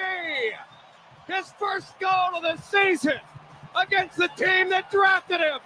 And you don't have to go home, but you can't stay here, because this party is over. Connor McGahey on the call, Altitude Sports Radio Network. The Avalanche get another nail-biting win, this time in overtime. They beat the Nashville Predators. But the story of that game was not Sam Gerard, with all due respect, who got to don the ridiculously large hat that I don't love. I don't love it, but it's not for me. It's for them, and they like it, so whatever. It's not Sam Gerard. It's not even Nathan MacKinnon, who maintains his torrid scoring pace. It is Alexander Georgiev. Because the last time you and I spoke, Jared Bednar was getting ready to put Alexander Georgiev in goal against the highest scoring team in the league on a historic tear to begin the season across the ice from Connor Hellebuck, who has proven to be the NHL's best goaltender at this juncture of the season. That's the situation. Oh, and it was on the road.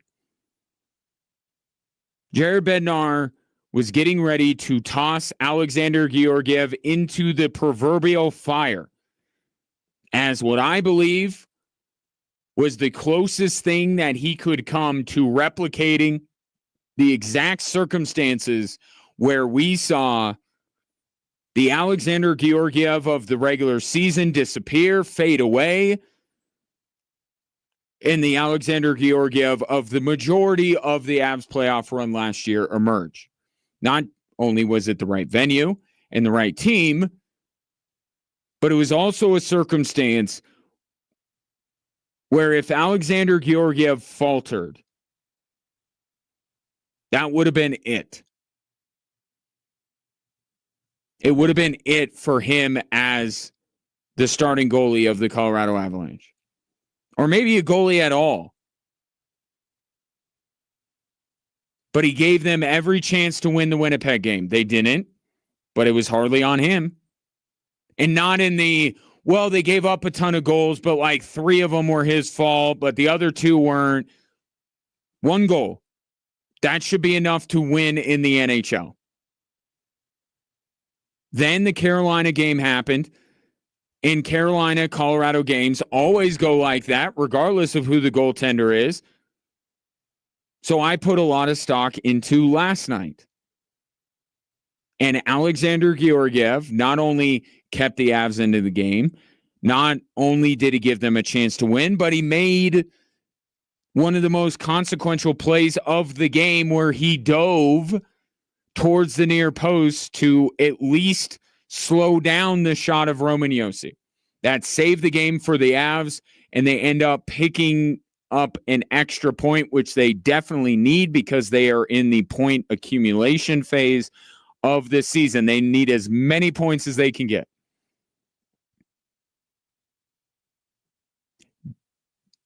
I understood why Jared Bednar did what he did last week to put Alexander Georgiev in goal against the Jets. I don't know that I thought it was going to work. Fast forward a few days later, it might have worked. It might have worked. And now Jared Bednar might actually have a goaltender dilemma on his hands. He may actually have more than just one option. Not to say that either of the Avs options are better than Winnipeg's top option or Dallas's. But it's not the lesser of two evils. It's not, well, this guy I can't put in goal, so I'm going to put in this guy.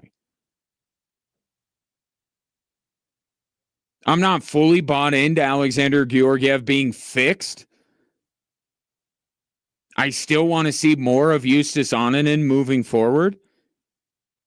But if this is the way that Jared Bednar is going to juggle his two goalies, and today they put Kaapo Kähkönen on waivers, I'm down for it. I'm willing to play this out. I'm willing to see. He's given Alexander Georgiev 3 games in a row now. Overall, been pretty good. And pretty good is light years ahead of whatever you want to say Alexander Georgiev was prior to his start in Winnipeg. The season, if it were to end today, which, side note, it doesn't, and it doesn't end for a long time, but I do think it is significant that the Avs are now above the proverbial cut line here. And now they will probably get Jonathan Drouin back tomorrow, who's in a non-contact sweater at practice today. They will get Valeri Nichushkin back on Friday.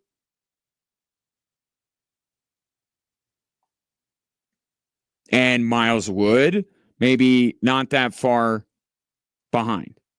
And you've already seen what a difference just Arturi Lehkonen makes. So it was a significant win for the Avs last night to get on solid ground, and now more of the cavalry is arriving. Story number 2. No show yesterday, so allow me to give my thoughts on the Broncos-Chiefs game on Sunday. They had the best game plan that I have seen a team have against the Kansas City Chiefs all season. And it's the type of game plan that you get from studying an opponent that you see quite often. Defensively, it was overwhelm the subpar tackles of the Kansas City Chiefs to put pressure on Patrick Mahomes, but make sure you keep him in the pocket, which they did. And on the offensive side, it was that RPO quick pass game from Bo Nix that did not allow the Chiefs pass rushers to get to him. We saw some changes in the personnel. More Audric Estime, less Javonte Williams. More from the tight ends. Broncos had the best game plan to beat the Kansas City Chiefs that I have seen any team have this year. Yes, it was not enough. As the Chiefs exploited something that apparently had always been there with the Broncos special teams unit, and no one bothered to point out until now. It didn't end in a win. But if you want to put up last year's win against the Kansas City Chiefs against that loss, I will take that loss. That is indicative of the strides that not only Bo Nix has made, but the Broncos team has made under Sean Payton. There's no caveats to that game. For large stretches of that game, they were toe-to-toe with the Kansas City Chiefs. And I don't think, to Jessica Mendoza's point, I don't think that the Chiefs were taking the Broncos lightly. I really don't. They are in this mode now. I think they want an undefeated season. I think they are locked in. I don't think that they were overlooking the Denver Broncos at all, and the Broncos stood toe-to-toe with them.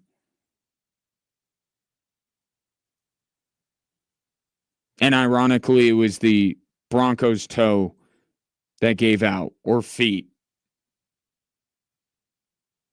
that gave out at the end. But I'll take that loss if I'm a Broncos fan over the win against Kansas City. On the whole, you want wins over losses. I understand that. But they look better. They look like they had the formula. They knew what to do. And you know what? The Chiefs do this against everyone.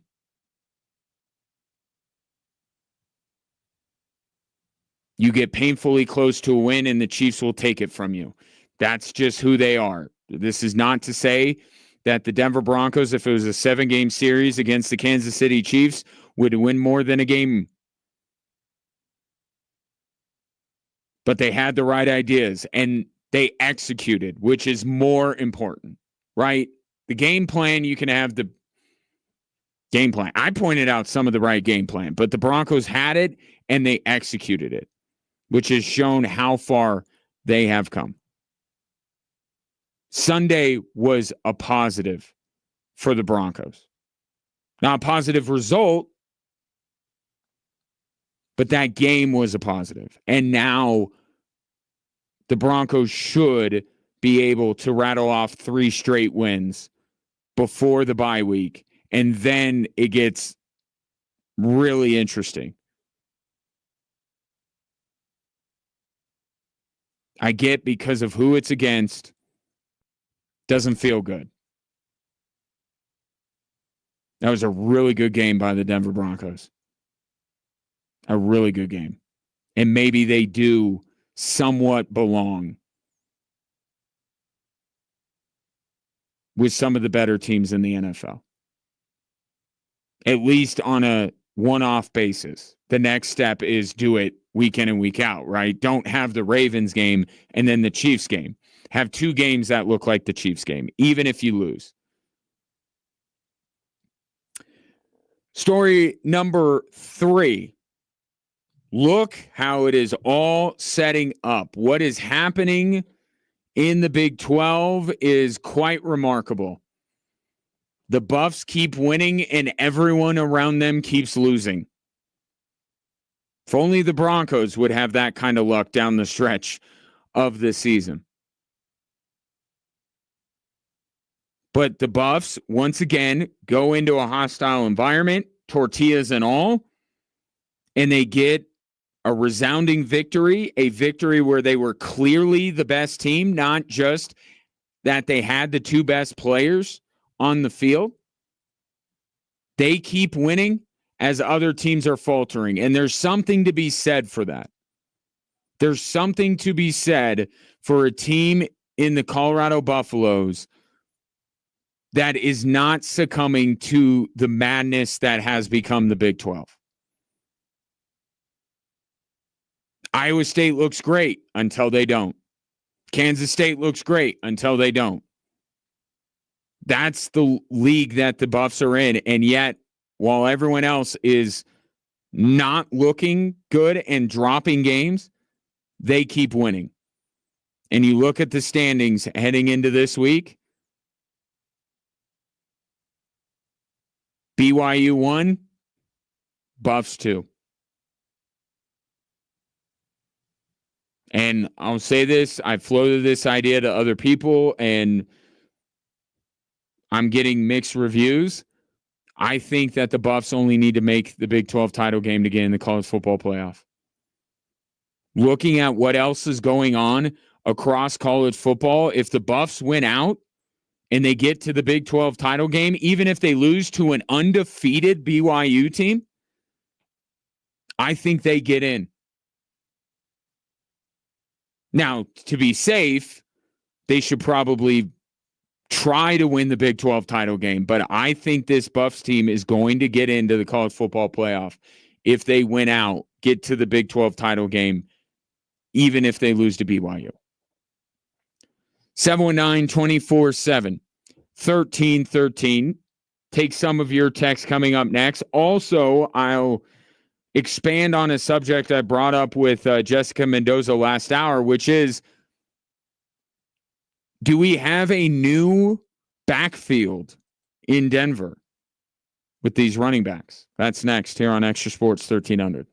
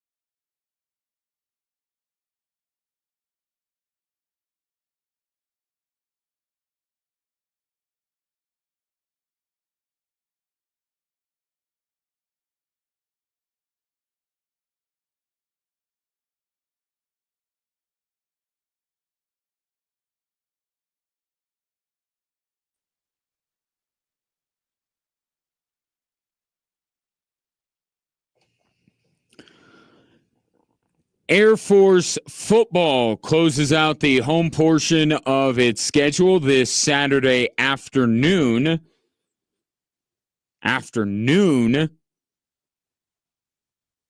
Given some of the game times, 1:30. It's good. They host Oregon State, coming off a big win against Fresno State. If you would like to be there, I have a 4-pack of tickets for the 13th texter to text Falcons and their name to 719-247-1313. Let me go to the text line first, since I'm already looking at it, because this is a really good text that I want to get to. Ryan, I know it's a Colorado local sports show, but all this Broncos playoff talk, do you think you are overlooking the Los Angeles Chargers? Great question. No, I am not. In fact, I'm doing quite the opposite. You're in. Congratulations, Chargers.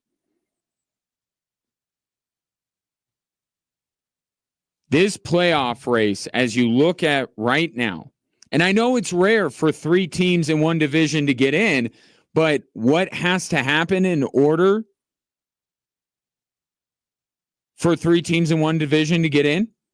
But one, it's easier when you have 7 teams instead of 6, and why, and I will continue to be a proponent of reducing the number back to 6 teams because we don't need 7.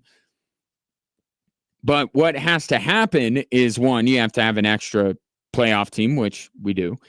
And you have to have a division that is quite terrible. And hello, AFC South.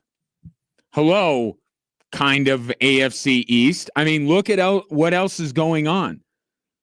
The AFC East is one team. The AFC South is one team. So then you have the opportunity, perhaps, for 3 teams in one division to get in. I think the Chargers are getting in. But as you look at the playoff picture right now, by the way, Chargers are 6th, Broncos are 7th.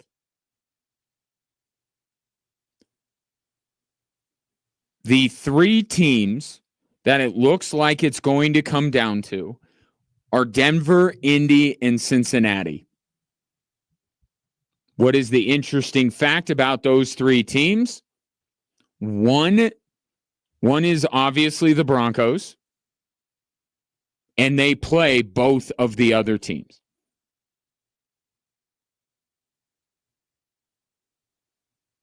So not only, in order for all this to happen, did there have to be a 7th playoff team put into place, and 2 divisions in the conference have to be absolute garbage, but you also have to have the schedule just so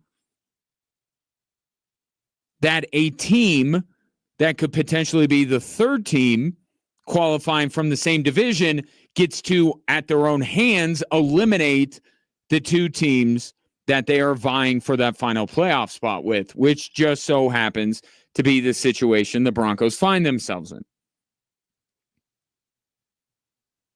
Now, I still think Cincinnati is better than the Denver Broncos.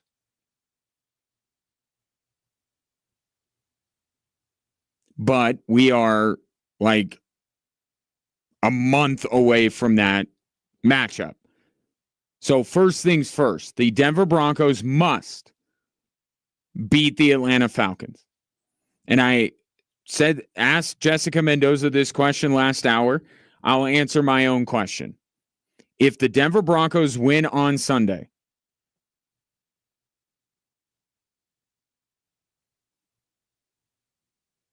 I think there is a very good chance that they make the playoffs. If they lose, they're done. So I appreciate Jessica Mendoza not going so far as to say if they win, they're in. If they lose, they're out. In terms of her perception, obviously nothing will be clinched on Sunday, because I'm kind of there too. The one thing I do know is they will not make the playoffs if they lose to Atlanta. It would take a perfect storm, even more than the perfect storm that is already swirling right now, of everything I just laid out. If the Broncos don't beat Atlanta, I don't see how they make the playoffs. If they do win, congratulations. You also need to beat Indy, and you also need to beat Cleveland, and then you have to probably beat one of the last 3 teams on your schedule, which are Cincinnati, LA, and Kansas City. One fighting with you for a playoff spot, the other fighting with you for playoff positioning, and the third is either going for home field advantage through the playoffs or potentially an undefeated season. But if you're the Broncos, with everything that has been going on over the last 2 weeks, for them to bounce back like they did and put together that performance against the Chiefs and come within one gimme field goal from winning that game, for them to then turn around and lose to Atlanta,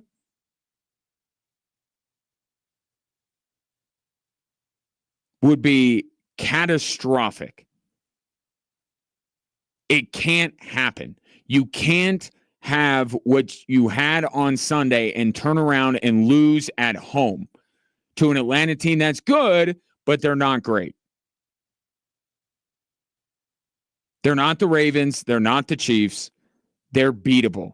And one thing that Sean Payton has proven this season above all else is that he will pull out all the stops and try to not only beat but embarrass teams that he used to either work for or be in the same division as. They should win. But unfortunately, all that winning gets you is you stay alive. If you lose, you're done. Not mathematically. They wouldn't be eliminated, but if they don't beat Atlanta, they got to win these next 3. Not just Atlanta, but Indy, Cleveland. They have to win. They have to put themselves in a position. And even then, they may not make it. They may finish 0-3, and they may not get in. But you have to at least get yourself in a position where those last 3 games mean something. And the way to do that, you got to win on Sunday. Are we going to see this different backfield moving forward, this Audric Estime, Marvin Mims backfield moving forward? I kind of think that we're going to. You had Audric Estime with 14 carries. The next closest guy had 3, and that was Marvin Mims.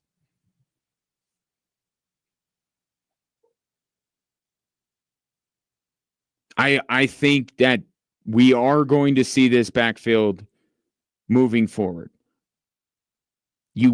Sean Payton wants to utilize the speed of Marvin Mims, what he showcases on punt returns on his offense, but he just, for one reason or another, cannot trust him to run a wide receiver route and be open for Bo Nix. Just can't. I don't know if it's because it must be because his route running is poor. Because the guy has the speed. Maybe it's the hands, but even then, don't you kind of test that and see if this guy doesn't have good hands? I mean, my gosh, how many less than sure-handed plays has Lil Jordan Humphrey made, and he keeps ending up in the rotation? I think this is Sean Payton's way of utilizing Marvin Mims offensively. And Audric Estime was always going to be the guy. Now, he would have to work his way up, but he was always going to be in the long-term plans of the Denver Broncos. The way outside of Bo Nix, Sean Payton did not rave about a draft pick more than he raved about Audric Estime. And the only thing that's kept him from progressing up the depth chart and getting more and more carries is ball security. And I understand that ball security is everything. And if you're going to fumble the ball, you can't play. You can't be trusted. All right? But everything else about Audric Estime is exactly what Sean Payton wants. And with the game plan they had in place against Kansas City and the importance of that game, he went to Audric Estime one more time, and Audric Estime, I think, for the most part, delivered. Javonte Williams is going to be a free agent. He is essentially done as a Denver Bronco.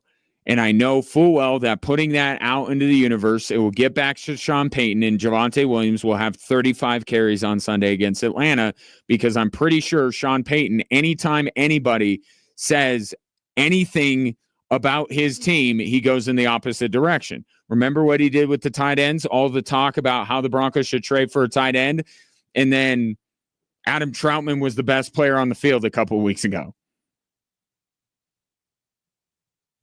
But this is the Broncos offense evolving. Sean Payton adding layers, changing personnel, tweaking things. He's adding more. It was very run-centric early, and then it was more wide receiver base. Now the tight ends are going to involve. Now he's changing up the running backs. He's adding layers to this offense. He's changing up personnel, as he said he would do throughout this season. And you're seeing a very different group of players be relied upon this past Sunday than had been for the first few weeks. And Sean Payton has talked about the evaluation is still ongoing. They may make the playoffs, they may not. They are building, they are rebuilding. And he's assessing everyone on the roster like he did last year. He identified a few guys, said, no, not for me. A few more guys, and maybe some that will surprise people, will be let go by the Denver Broncos this offseason. But it's part of that evaluation process. Audric Estime was always in his plans. I think Marvin Mims was always in his plans.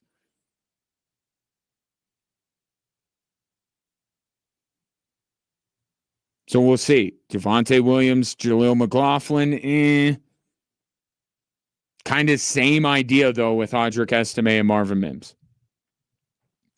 719-247-1313. I want to ask you if you woke up this morning perhaps with a little bit of joint pain, maybe.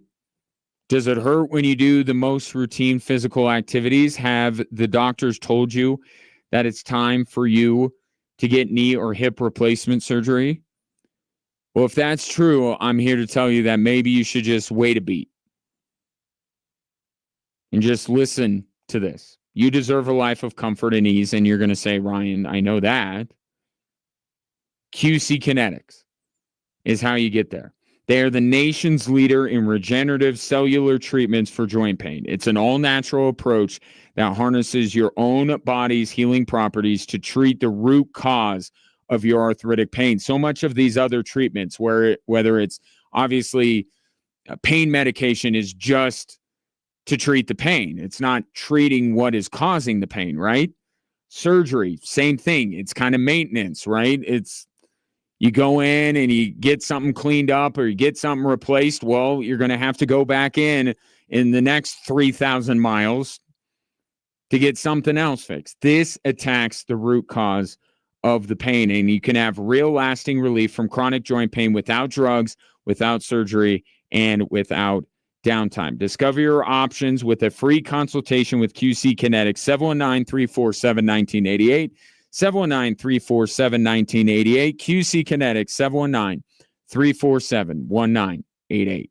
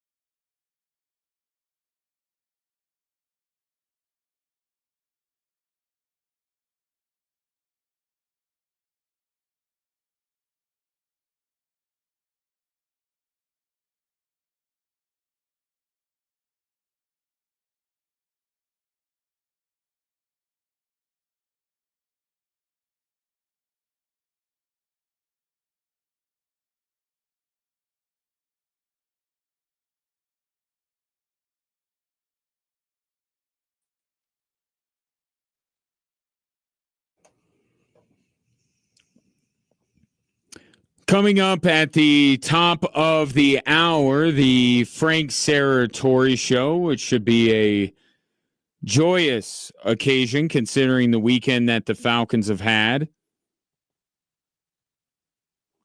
Speaking of, they're back at it this weekend. Cadet Ice Arena taking on Mercyhurst, another conference opponent. They've done pretty well against teams that I would describe them as conference opponents as of late. They play Friday and Saturday night. Puck drop just after 8 o'clock. Both of those nights, if you'd like to go on Friday, I have a pair of tickets with your name on them as long as your name is the 13th name that hits the text line along with the word hockey. That's hockey in your name to 719-247-1313. And you just take a minute because the start of this season for both Air Force hockey, Air Force football, it was tough. So when you get a weekend, and a weekend that has lasted into the early parts of this week, it's certainly worth talking about. You had football picking up their first win since the season opener against Fresno State. Maybe the young guys, all these inexperienced players, one of the most inexperienced teams in college football,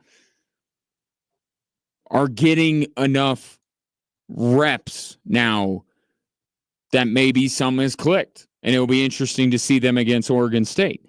Then you have Air Force hockey with a great weekend against a conference opponent. And you see some players over the last few weeks starting to find their footing. This team was going to need some new players, some new faces, not new to the program, but new to scoring to step up. Right? Will Gavin wasn't going to walk through that door. Luke Rowe wasn't going to walk through that door. Yes, you still had Clayton Constantino. You still had Chris Hedden, and they have been terrific, and they continue to lead the way. But in order for Air Force to compete in Atlantic hockey and get wins, you need other guys. And Brendan Gibbons has been on a heater lately. I love what I've seen from Austin Schwartz over the past couple of weeks. So they're starting to get some of that now.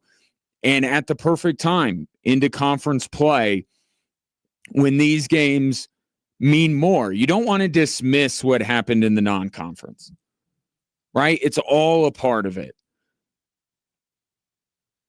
But these count for a game and a half, let's call it. Like they're more significant. And if the best thing that comes out of the non-conference is that you figure out the right roles for some of these players and build confidence and get them going for the conference season, then the non-conference did its job. And you want to talk about earlier Jared Bednar maybe throwing Alexander Georgiev into the fire the other night against Winnipeg and looking like it was a great move because Georgiev looks better for it. This has been the MO of Air Force hockey, gosh, for probably as long as I've been around. Take on the absolute best teams that they will let you play. And you learn some hard lessons. And yeah, maybe on a night or two you get your butt kicked. But it's worked in the past for Air Force, and it's looking like it's working. And we know that Air Force hockey most years is going to go on a run in January. You can almost set your watch to it. You never want to, count on it, but it's happened so often that I wouldn't blame you if you did. But if you could pick up points in the conference now, then it puts you in a better position. It's like I was talking about with the Avalanche. The Avalanche right now, because they dug themselves a hole early, are now needing to accumulate as many points as possible because you don't want to be chasing too much when the calendar turns. Because it's difficult to move up the standings, and Air Force found that out a couple of years ago when they were playing great, but they couldn't make up enough ground. So that's why these games in the conference before the holidays are so important, and Air Force is getting some points out of them. And they're going to play some more of them. They had the fewest conference games of anybody. I believe still do. But they're going to catch up. And while they're doing that, getting points, and they try and put themselves in a decent position heading into the new year. So it was a good weekend for them. And last night, I saw Air Force women's basketball in the first year under Stacey McIntyre get to just the third 3-0 start in the history of the program. Coincidentally, one of those other 2 times was just a couple of years ago. And I said it on the postgame show last night. That shows you where this program is, not just for this season, but where Chris Gobrecht got this program for a longer stretch of time. That they had one 3-0 start forever, and now they've had 2 in the last 3 years. And while Milani Perry and Madison Smith are certainly leading the way right now, last night they were their top 2 scorers, both going over 20 points. I think Milani, if you ask her, will say that she's off to a slow start. She had the great first half against Regis, and outside of that, I don't think her play, or at least her performances, have been up to her standards, and I think she'll start to get going. And Madison Smith has played very well, and the contributions that they've gotten from the bench over these last couple of games have been tremendous. Jordan Devon last night hitting a couple of big buckets. Emily Adams adding another rebounder and good low post defender to the mix. Very encouraging. Their best start in program history is 4-0. Guess who they just so happen to be playing in their 4th game of the season this Friday? Yep, Army. As if that game didn't have enough already. And in women's basketball, it's different than hockey, right? Army's in Air Force's conference. They're going to play each other. Football, because of the tradition, those service academies are always going to play each other. There's no such arrangement in women's basketball. So they don't get this opportunity every year to play Army. And now they just so happen to be playing Army with a chance to equal the best start in program history. When Chris Gobrecht had her last post-game press conference after they were eliminated from the Mountain West tournament last year, and I was out there in Vegas, and she said this would be the most talented team that this program has ever had. And I've seen that talent, and hopefully you've either seen or heard me describe that talent to you here through 3 games. Great win last night up in Greeley against Northern Colorado, and now they will travel out to West Point, as will I, a little bit later this week, and I'll have that game for you. 4:00 tip-off on Friday.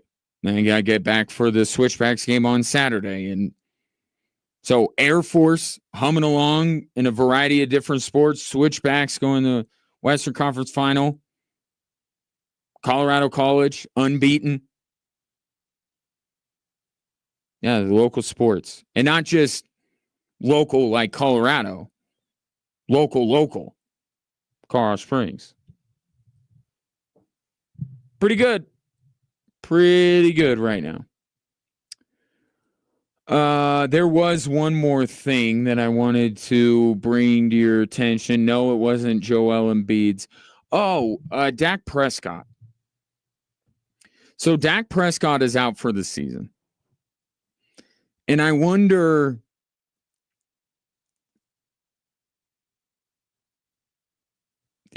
hindsight's 2020. But you just think about if Jerry Jones he follows through with his plan, which I thought was his plan. Anyway, I don't know. Maybe it wasn't his plan. But what I thought was his plan was to put everybody on notice, McCarthy, CeeDee Lamb, Micah Parsons, Dak Prescott, to say, you guys got to perform in order to get your contract. And then he turned around and he paid CeeDee Lamb, and then he paid Dak Prescott the day the season started.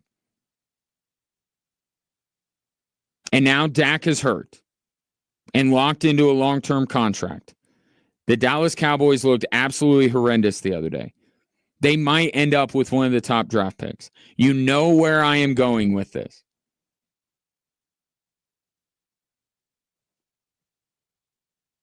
Because I would say, if Dion is going to pull an Archie Manning, couldn't you see Dallas be on his approved list? And Dallas might be picking in the top 5. But they won't. They won't go to Shedeur because they paid Dak Prescott.